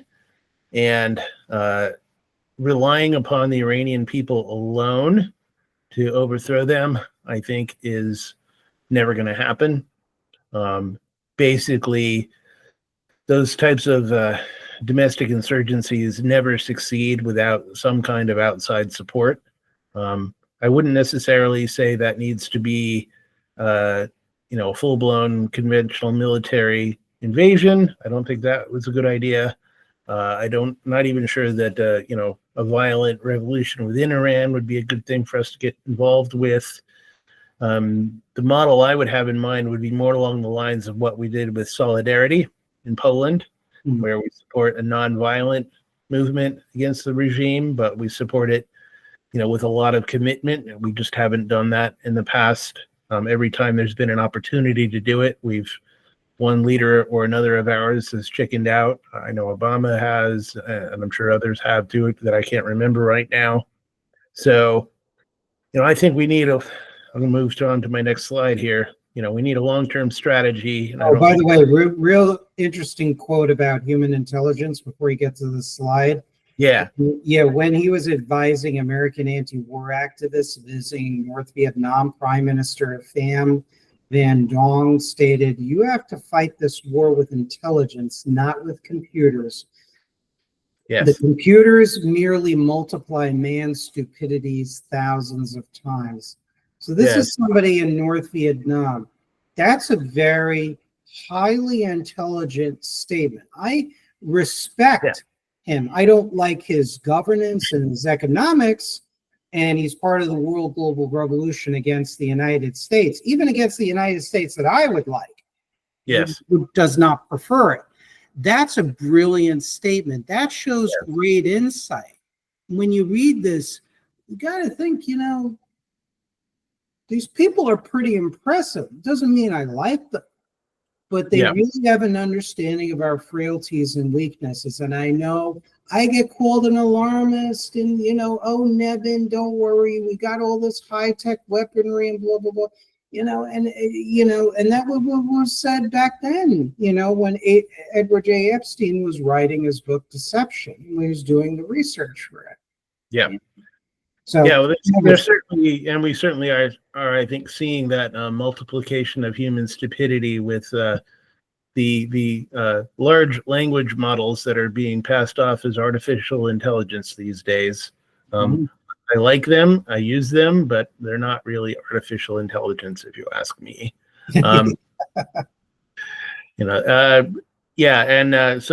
Basically, I think we need a long-term strategy, and we don't really have one. Iran's going to continue to be a problem, as it says here, a nexus of competing global interests for a long time because of its strategic position.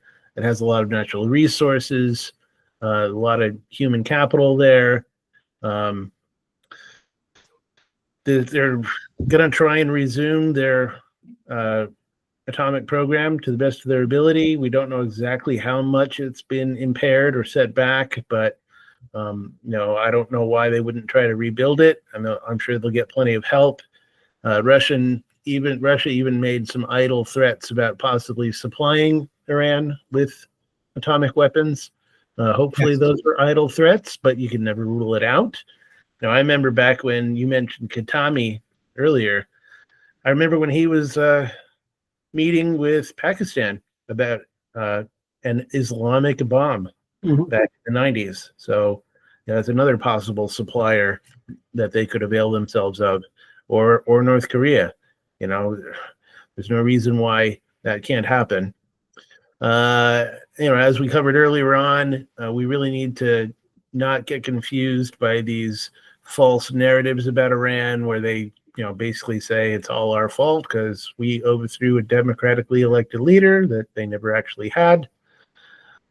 And I think the most we can say for most recent achievements here is that we were really coming down to the wire. It was going to be a matter of weeks before Iran had enough enriched uranium to start making atomic bombs. Now we seem to have bought ourselves some time, a few years at least, but we need to use that time wisely and come up with a strategy. And I think, where I would definitely agree with you is that we need to have, the most ironclad possible trade sanctions on Iran that we can possibly have. I don't know why we not only should we not be trading with Iran, I don't know why we should be letting anyone else trade with Iran. We could put a stop to that if we really wanted to. It wouldn't be all that hard militarily. One of the points I point out to people, what a lot of people don't know, is that a lot of people say, "Oh my God, you want war with Iran?" And I point out, well, we actually already fought a war with Iran, and we wiped out half their navy practically overnight in the 80s. I'm forgetting the name of the operation right now, but Operation Praying Mantis. That was an offshoot of the Iran-Iraq War, and it did not start a global conflagration. It ended up contributing to the end of the Iran-Iraq War eventually. So we might need to do some more stuff like that. But we really need to take containment of Iran a hell of a lot more seriously than we have thus far.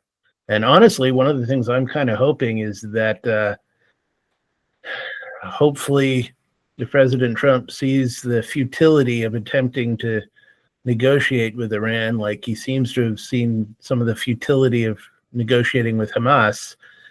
Hopefully he'll give Israel the green light to pick up where it left off, because from what I read, Israel was on its way to completely destroying the Iranian regime, which, as far as I'm concerned, would be a good thing for the world. Yeah, I mean, I would basically, as you said, tighten the trade sanctions as much as possible. I don't know how much the United States at this point trades with Iran since Obama left office. Different presidents allow trade through overseas subsidiaries of American multinational corporations. I mean, yeah. We don't allow it that much, but the rest of the world trades with Iran still quite a bit, and correct. We haven't really done much about that. No. And almost all of the oil exports go out through Karg Island, and we can just completely destroy it. Correct. Yeah, so you have that. And this is why we also need to have a serious policy on China. And, a lot of this, it's a very long, a lot of complex reasons why we really don't have serious policy towards China. China is a major backer of Iran, has been since the revolution of 1979, major arms supplier, trainer of their military forces, etc. Same with the Russians. So we need to become more ideally self-sufficient. Like a drug patient addicted to drugs or alcohol, it takes time. You can't, and I think I agree with some of your critiques of Trump's tariffs. You can't go 0 to 60 like that. A lot of my program, you'll read my essays on my reforms to capitalism. You got to do it in a span of several years. You have to have an industrial policy, which in my view is a hybrid of libertarian American school and just sort of traditional industrial policy initiatives. It's a real hodgepodge. And it takes time. It takes a lot of investment. It takes a lot of rewiring the economic system. And you have to do that. You have to give business time to adjust as well as consumers. But we need to do something. And a lot of it is ideological hostility towards industrial policy. There's political partisanship is just out of control.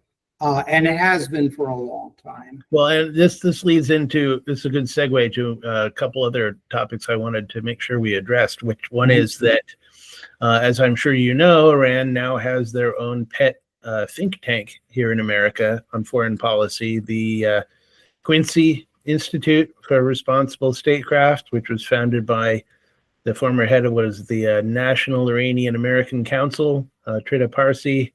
Yes. He's basically an Iranian agent, as far as I can tell. Well, Trevor Loudon has done some good work on KeyWiki. Some elements of the Biden campaign when he was running for president had, in some of the Senate campaigns, I think, as Trevor Loudon pointed out, had ties with the NIAC. So and they were tied intimately, I think, with the Iranian interest sections for the Iranian UN mission. So not a good group to be involved with. Yeah, and under Biden, we had the Defense Department officials coordinating with Iran on policy.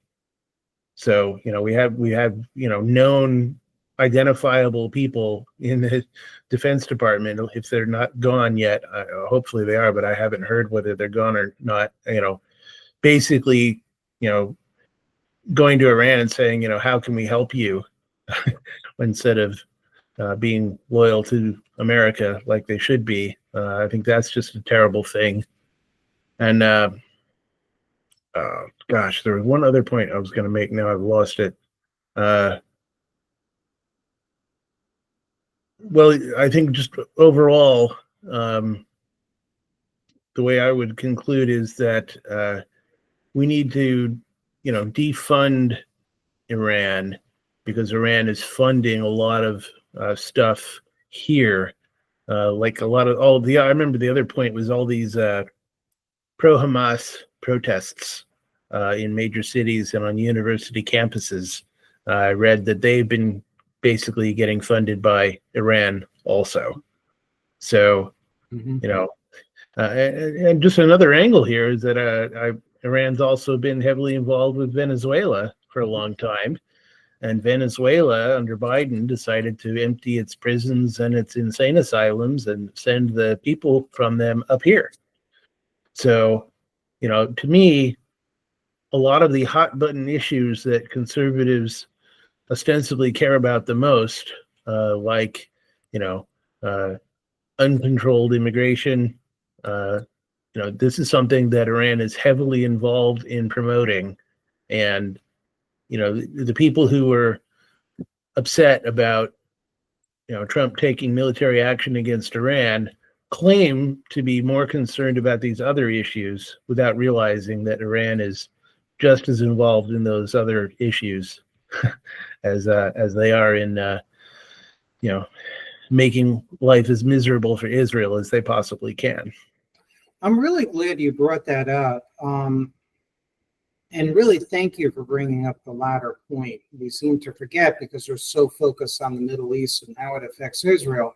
But Iran, and we touched upon it a little bit during the early days of the revolution, where in October 1979, it was reported, I think it's either the Washington Post maybe, where the Iranians were funneling money to Islamic protests and Black Muslims, the Nation of Islam, in the US.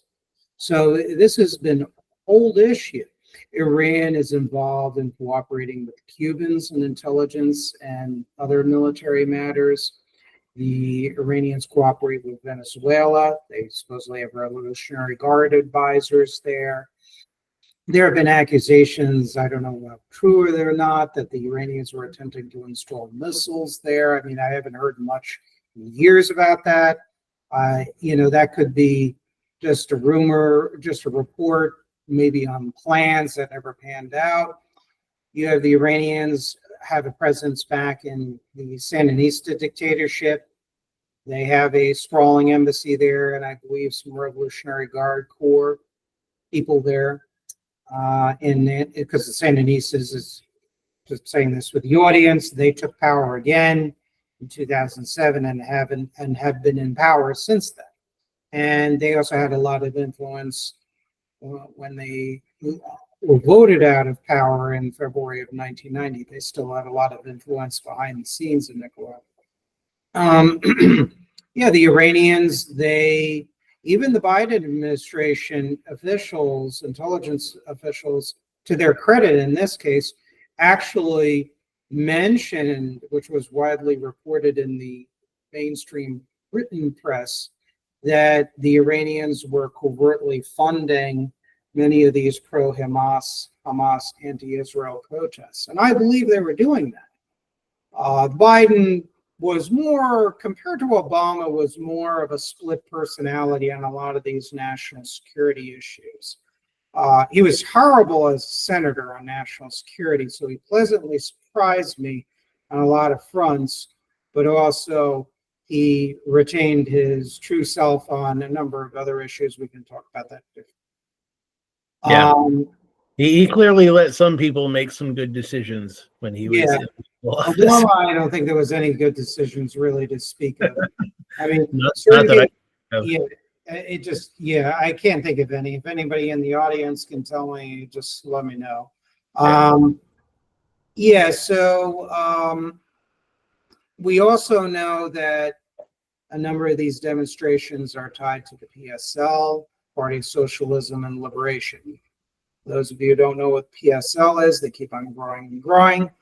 Trump is also, and the Republicans are helping that, just like they're helping the DSA. They're getting more members than I have, clothes in my closet. So the PSL, Party of Socialism and Liberation, what is it?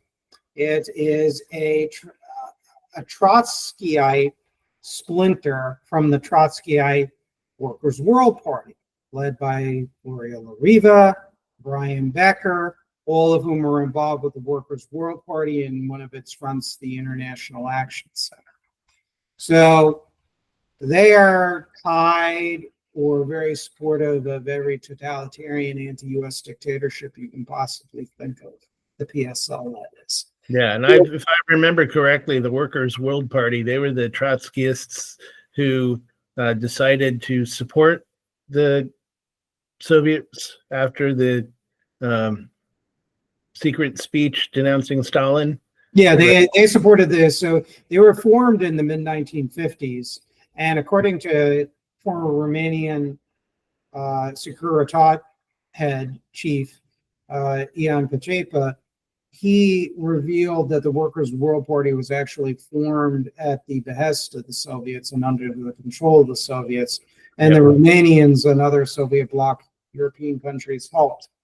And to the point of even printing and designing their newspapers and coming up with slogans, according to Pacepa. But the PSL, I mean, personally, I believe they have ties with the Russians, the Cubans. They do give revolutionary and receive revolutionary greetings from the Cubans. I would speculate that they are funded by various geopolitical adversaries of the United States through cutouts. Again, whether Grok is misquoting or hallucinating, the information they purportedly give half citations to FBI reports that a lot of these groups do get money from the Russians. It alleges Grok. There's no real Google search that can find it, but I don't know where they're getting it. It's a hallucination, but the International Answer, which was one of those WWP PSL type fronts, got money supposedly and allegedly from the Russians in 2003 to fund their anti-Iraq protests. Would I believe it? I think it's possible. Why wouldn't the Russians do it? And of course, our government would keep it quiet because they want détente with Putin, whether Democrat or Republican. And they don't. They want the trade. And the one I heard them getting money from was North Korea. Yes, Grok had mentioned that too. North Korea will give little packets of money, even when in the 1990s, to various communist groups off and on. But anyway, so these pro-Iranian demonstrations, they are led by people tied to the Cubans and the Venezuelans, to the communist Chinese, through an American expatriate billionaire who also funds Code Pink, and a variety of these other very anti-US, anti-military organizations. So that's who's involved with a lot of these pro-Hamas demonstrations. This is all very well documented. Unfortunately, mostly conservatives are the ones that point this out. Some mainstream press also talk about it. That's it. But it's part of a very old pattern that keeps on going and going, like the Energizer Bunny. He keeps on going and beating that drum and selling batteries, just like the Russians and the Soviets and the Chinese and the Cubans and the Iranians. They keep on just doling out all this money that they seem to have more. They cry poverty, but yet somehow they have money stuffed under their mattresses, and they just keep on going and going and going and going like the Energizer Bunny. And I'm wearing a red shirt, ironically, as I beat this instead of wearing pink, which is kind of near of ironies. So, but that's how they operate. These groups need money. It's an investment to them, and they want to do it to hamper American policy. Whether I like Biden or Trump or Obama or whatever, these groups are always there agitating against, our government policies. And with Iran, largely I agree with you. I think when there are massive demonstrations like what occurred early in Obama's first term in 2009, we should have been much more forceful in giving verbal support and even need to be diplomatic support. That was a popular revolution, at least it appeared, at least in Tehran. So I would take a look at that. I would review which groups and personalities in the Iranian exile community they should back. Some I don't trust, like the MEK, because they have a Marxist-Leninist past. They run their organization like an authoritarian cult They backed Saddam Hussein, and they were also funded by the KGB even during the 1980s. Yes. And I would also, obviously, with the trade sanctions, I would quietly, without the bluster, without the obnoxiousness and public displays of foolishness, I would go behind the Europeans and say, you want these trade agreements, you want our support, we want to support you and be friends with you, but here's the problem, and it doesn't benefit you too. So how can we make up for the sales that you do to Iran? What could we do both proactively to get you to wean away from that trade? And if they don't, then we would have to say, hey, we're going to add an extra percentage, 2% on tariffs, and we don't want to do this. We like you guys, but Iran doesn't like you guys either, and their supporters in the world don't. I mean, for God's sakes, Hamas. Say what you want about Israel, Netanyahu, Gaza, and everything else. Hamas, you look at MEMRI, the organization, the Middle East Media Research Institute, they do great stuff. It's like the old FBIS or the BBC transcripts of world broadcasts. They literally print out transcripts of what these guys say in the Arab world. Variety, leaders, clerics, intellectuals, news media figures, ministers, etc. Well, Hamas has said, according to my research, their intention is to be part of a global world revolution of Islam and anti-imperialism and spread it way outside of outside of the borders, the region of the Middle East, into Europe and the United States. Yep. You have to treat that as what it is. You don't want to encourage that. This is the saying, when people tell you who they are, you should listen. Yeah. So it's like, this is what we should discuss with the Europeans, and they know this. And lastly, we also got to continue, and we do this through our FBI and perhaps through our NSA. We continue to monitor the Iranian interest sections, their UN mission.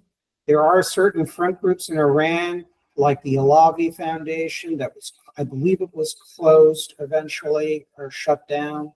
But any of these fronts need to be monitored. They need to be, without any fanfare, quietly shut down. Because the one thing that the far left does very well is claim martyrdom. And they know how to play with emotions.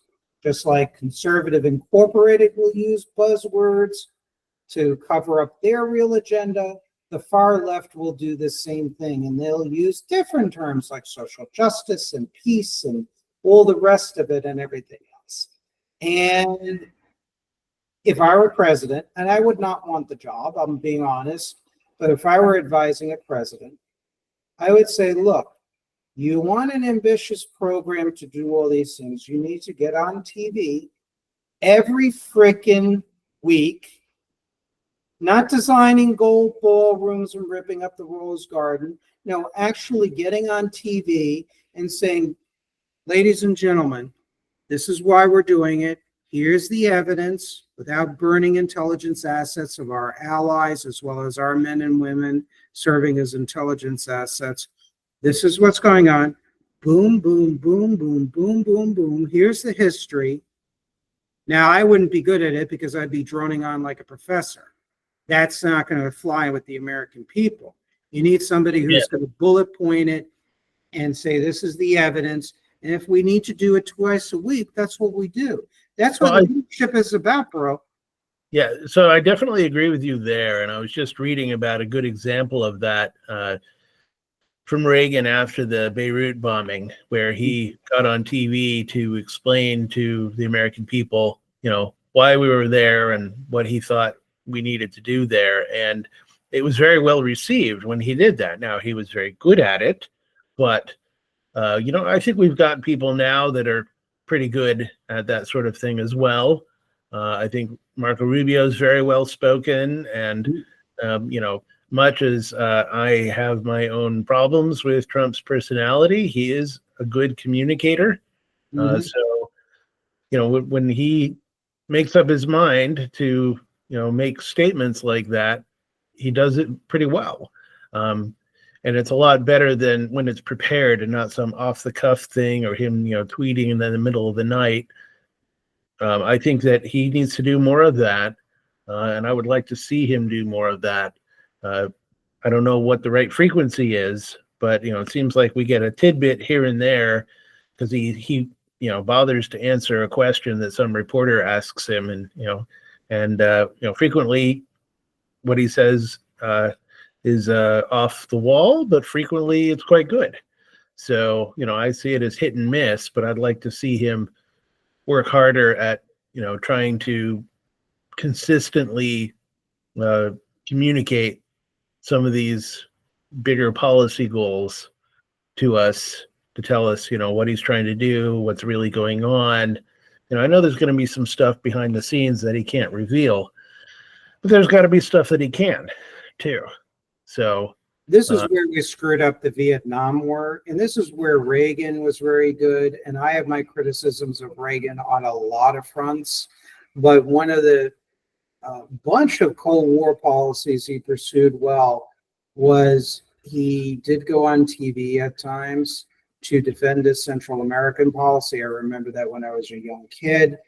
I remember when Oliver North, which I reference in that essay on why I abandoned conservatism and became a radical civic nationalist, I reference Oliver North's closed testimony, which was later published in Soldier of Fortune magazine as slides with what was really going on in Central America, the military buildups in Nicaragua and Grenada, and when it was ruled by the New Jewel movement, as well as in Cuba.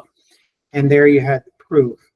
Reagan talked about, he declassified, published it in a big, thick book, like about this thick, on all the Grenada New Jewel movement documents, most of them that were captured. And there's some information which implicated some Democrats that I know you absolutely love in California, like Ronald Red Dellums. I can't say I agree much with Rush Limbaugh anymore, but one thing that always got a chuckle in me, he called Ronald Dellums Ron Red Dellums. And I will give Rush points for that because the guy was a communist. Yes, exactly. Well, actually, I was born and raised in Berkeley, as you know, but maybe not all our viewers. So I grew up with Dellums as my congressman, and then after him, yes, exactly, Barbara Lee, his successor. What's ironic is when I left California, I moved to Colorado, and my congressman there was Ken Buck. So I went from having the most left-wing congressman in the country to having the most conservative congressman in the country. So I did quite the flip-flop there. Dellums is an interesting character because even after the quote end of the Cold War, and I have an upcoming essay paper that eventually will get done with my notes on the connections between elements of the Democratic Party and our adversaries. And Dellums actually did lobbying right up until almost the end of when he passed away for Putin's Russia on sanctions and trade issues. And even in the 1990s, Mr. Pro-labor, pro-union Ronald Dellums voted for MFN for Communist China. Right. Yeah. So, he kept it up until the end. I really don't care for him. I know he was a U.S. Marine. I respect that. I don't disrespect social workers. That's his background. But his politics, look, you can be pissed off at the system and the injustices and everything. Me personally, I don't like simping for authoritarian regimes. It's my belief the man was a secret communist. That in his heart, he wore red. Yeah, I'm quite sure of that. He was basically aligned with the faction of the Black Panthers that decided to eschew violent revolution and burrow their way through the system. So I definitely would believe that about him. One other point made me think of a while back is it's not just the Europeans that need to have a talking to, but I know that I remember reading that a lot of those Iranian drones that have been, killing all sorts of civilians in Ukraine are powered by Canadian engines. I did not know that. Oh, wow. They're made by Bombardier. Jesus. Or Bombardier, however you pronounce it. I'm never sure if I should pronounce it with the French pronunciation or the vulgarized pronunciation. But Canada, I have a bit of a bone to pick with them, even though I worked for a Canadian company for about 8 years, and I have a lot of Canadian friends. I like Canada a lot. My granduncle was in a joint U.S.-Canadian unit in World War II, but Canada runs around pretending they're this innocuous, inoffensive country, apologizing to everyone, but they do a lot of bad things like this, and they don't seem to really do much of anything to try and stop it. They're the only Western country I know of where their own intelligence service has come out publicly and said, a bunch of our politicians are on China's payroll. Yeah, that's a Sidewinder report that CSIS, which is their intelligence service, generated.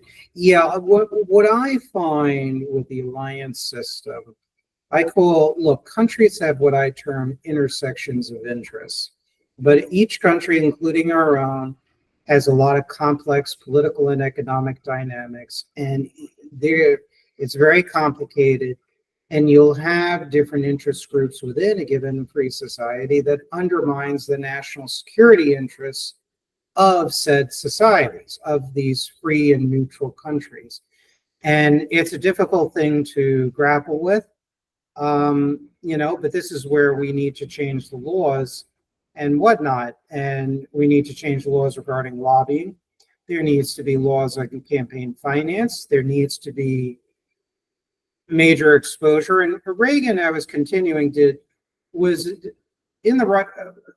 basically taking steps in the right direction with the U.S. Information Agency with Charles Wick. They used to issue reports on Soviet disinformation, even during the Gorbachev period, and even during I think the George Herbert Walker Bush's administration. I think they did some work too as well, to their credit. And there needs to be those kinds of public counter-propaganda efforts, as I call it. Roosevelt, FDR was very good in really telling the American public through the OWI, say what you want about it, both of us. But it basically said why we're fighting. They had a series called that. And you need to really crank it up. We also need, as American leaders, and it's going to take an entirely different culture of leadership that's based on public interest and public service, and not profiteering and not ideological myopia, whether on the right or the left.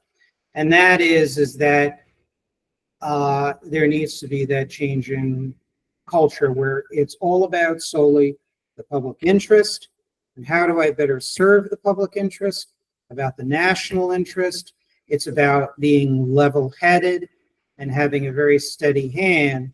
And when you start thinking in terms of that, then you have the room and if you want to call it work culture or bureaucratic culture, to then say, I'm going to make these suggestions, boom, boom, boom, boom, boom, boom. And it's, how we're going to get to that point, I don't know.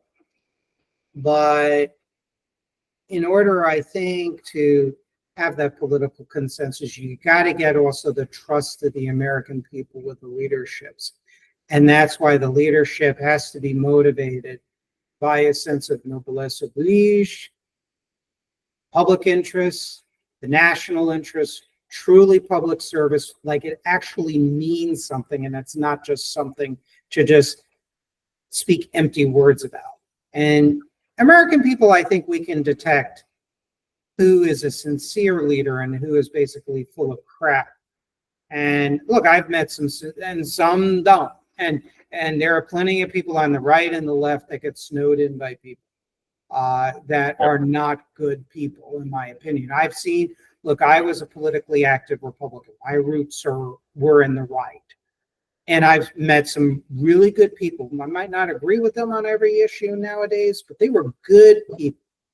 I would probably vote for them even today, just because they're good, sincere people who I might agree with them 25% now on issues. But there are others like Adam Hasner, for example. For one example that comes to mind, Tom Paterno, Jupiter, mayor of Cuesta and a commissioner, who I also interacted with. These people are not good people. I had bad feelings about them. I talk about them in my essays. The one in particular on how I became a radical civic nationalist and why I abandoned conservatism. So once you have that level of leadership, that cadre of leadership with the culture that I'm advocating, then you can start gaining the public trust when you're talking about, hey, Iran is doing this, China's doing that, Russia's doing that, and everything else. And I used to look at things as more individual failings. That is in many ways a conservative way. I look at things as not only individual issues and problems, but a lot of it I also look as systemic problems. I look at things holistically. And this is going to require, when dealing with Iran, Russia, China, a whole of government strategy. Yep. Which some elements of the Trump administration has talked about. You might be shocked to hear this. Elizabeth Warren, in a speech years ago, highlighting the threat of Russia and China, the international axis of authoritarianism. I know you grimace, but she talks about the whole of government strategy. It's not grimacing. It's reminding me that she used to say a lot better things than she says now. She used to be in favor of school choice also. But she's her tune on that. Yeah, I mean, and I have my own views on school choice, actually, and that actually is not. There are elements within the conservative and free market movement that are actually very concerned about school choice from a libertarian / free market point of view. And I've seen those articles. I've printed some of them because I think they make some interesting points. But, Warren and the John Birch Society, Warren Mass, one of their authors, and I think he's kind of high up in the John Birch Society food chain. And I've met a lot of Birchers, good people. I like them personally. They've affected me and shaped my views in some positive ways, I will say, to this day. But Mass basically mischaracterized Warren as an admirer of China. So I said, let me look at this speech of hers. And then I looked at it, I'm like, oh my God, this is really good. I wish the Obama administration at the time spoke like that, or aspects of the first Trump administration spoke like that. So, she talked about that. She talked about the whole of government strategy, which is integrating all these various things and institutions into really checking the power of the Sino-Russian axis and their allies. So, I mean, that's what needs to be done in Iran. And I think we definitely have to have ears to the ground with their intelligence.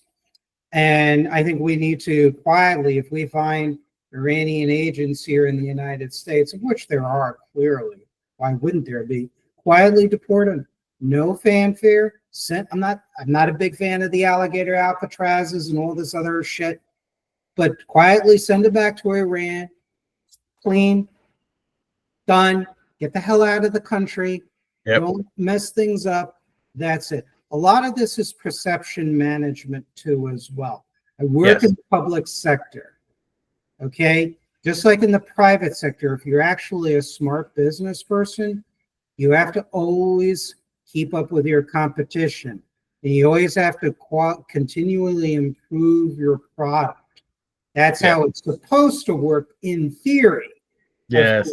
And I love the theory, but the same needs to be done in the international arena and when crafting national policy. I'm so sorry I'm going on and on. I just love talking about this. And that's my stance on a lot of these issues, to be honest with you. Yeah. Well, I certainly agree that, with a lot of what you're saying, we have a massive, credibility and trust deficit with our political leadership. I don't care what side of the aisle you're on. I guarantee you there's at least half the country that doesn't trust the people that you like, and, that's not a good thing for us as a country. And we've got a lot that needs to be done here. So, yeah, there's a lot of good minds out there. I will say that on a positive note, there's a lot of good minds, irrespective of political equation. And now I'm going to say, look, I'm very hard on the right. That's where I came from. But I'm also very hard on the left, as obvious in the hard left in this discussion, a lot of my writings. But I say this, you might be angry with Israel. You might be angry with what goes on in Gaza. There, you might feel what you feel in Iran. But I must warn you, these other geopolitical adversaries of the U.S., they don't want peace. They don't want a world that is democratic or even social democratic. The world that they would like to impose in the United States, if they ever got to that point, is not a pretty one. Their supporters in the United States do not want social justice, do not want peace. I'm talking about the leadership. Not even talking about necessarily rank and file activists. I've met rank and file people on that side, and they have all kinds of motivations for joining. But these individuals at the top in an organization like PSL, many in the DSA, it's another rapidly growing organization, I would argue that they want a straitjacketed kind of tyranny for the United States if they ever achieve power. And please always remember that. You might feel what you want to feel. And look, criticize Israel all you want, but also be mindful that Hamas is no angels. Because one thing that upsets me about the critics of Israel, whether the conduct in Iran or in Gaza, if you ever notice, I'm not saying they're wrong entirely, but there's never any reporting on that side, for the most part, on how crappy Hamas is, how totalitarian they are, their atrocities. yep. And there's a double standard that I'm concerned about. And both sides have it. But now I'm talking about the left. And I have a lot of problems with that. I mean, look, in fairness to Israel, and I'm not trying to sound like an Israel apologist, at least they have people reporting about their human rights violations and atrocities. Do you think Hamas would allow that in Gaza? They didn't. They were so unpopular that even the pro-Israel press, Gatestone Institute, pro-NATO institution, they reported how the Gazans wanted Hamas the hell out of power. They hated them. Yep. I mean, so there's a lack of balance and nuance, and that bothers me. So be careful when you align yourself with the far left. It's not what it seems.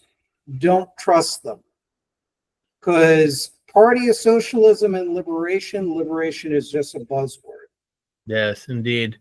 Yeah, I grew up in California, and there we had the Peace and Freedom Party, and I always called it the War and Slavery Party.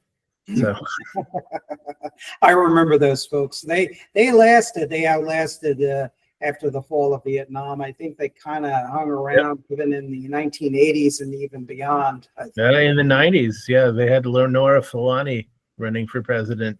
Oh, God, yes. She was involved with the National Alliance Party of Dr. Fred Newman, who also it was first the International. He was a Marxist-Leninist, was involved with Lyndon LaRouche's National Caucus of Labor Committees. Newman then split with the LaRouchians by the mid-1970s, I think, and then formed the International Workers' Party, then the New Alliance Party. They had ties with the Cubans and the Libyans. actually, the new Lenora Fulani's and Dr. Newman's party. And Lenora Fulani, I mean, Pat Buchanan, I want to take the poor man's head and put a tack hammer in there. No, no, there's, well, Metaphorically poor judgment. He ran with her, I think, one year Yes. in a presidential election. I mean, give me a freaking break.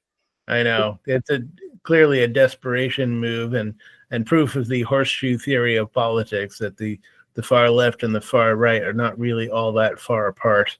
Yeah. Or just Pat Buchanan is a completely useful idiot, or there's some other side of Pat Buchanan that maybe we're all not aware of, let's just say. Yeah. I'll leave that up to the listeners and your imagination. And perhaps another show. Yeah, I know. All righty. Any closing comments? Where could people find your social media, your writings, any other podcasts? Right. Well, I am probably more active on X than anywhere else these days because it is less censored than Facebook. I have published a few things at liberpedia.org, which is run by a friend of mine out of Switzerland, who's very good. I'm just trying to figure out what else I can do here, but I'm very happy that you have me on from time to time, and I'm glad to be able to give a chance to, bounce ideas off you, and I'm very happy that you were able to fill in some of the gaps in what I had to present today. So thank you for that. And thank you for your information that I didn't know, and perhaps other people in the audience didn't know about the Canadian parts, critical parts, engines in the drone. See, I learned things too as well. And, it's an unpleasant fact. It kind of ticks me off and pisses me off, but, it doesn't surprise me. So we learn a lot from you, Tim. What I respect about you is, even though we have a lot of similar opinions and also a lot of different opinions, it's done with respect. You come from a position of empirical knowledge. You got a good heart. You love these very granular discussions. So with all these granular details, and it's like we kind of are very similar in that way. Look, you're a friend of the show like the others guests here, and I look forward to having you back on the program. I think there's a lot we can talk about. There's a lot offline that we came up with. And I think we'll have a lot of good spirited and intelligent discussions that I hope the audience enjoys and learns a lot from. I hope so too. Thank you very much. All righty. Take care, everyone. Be safe. Be good to each other. Let's pray for the United States. Pray for the people in the Middle East, the civilians, and families. And let's just pray for a better, improved United States and world. Thank you so much. And you take care.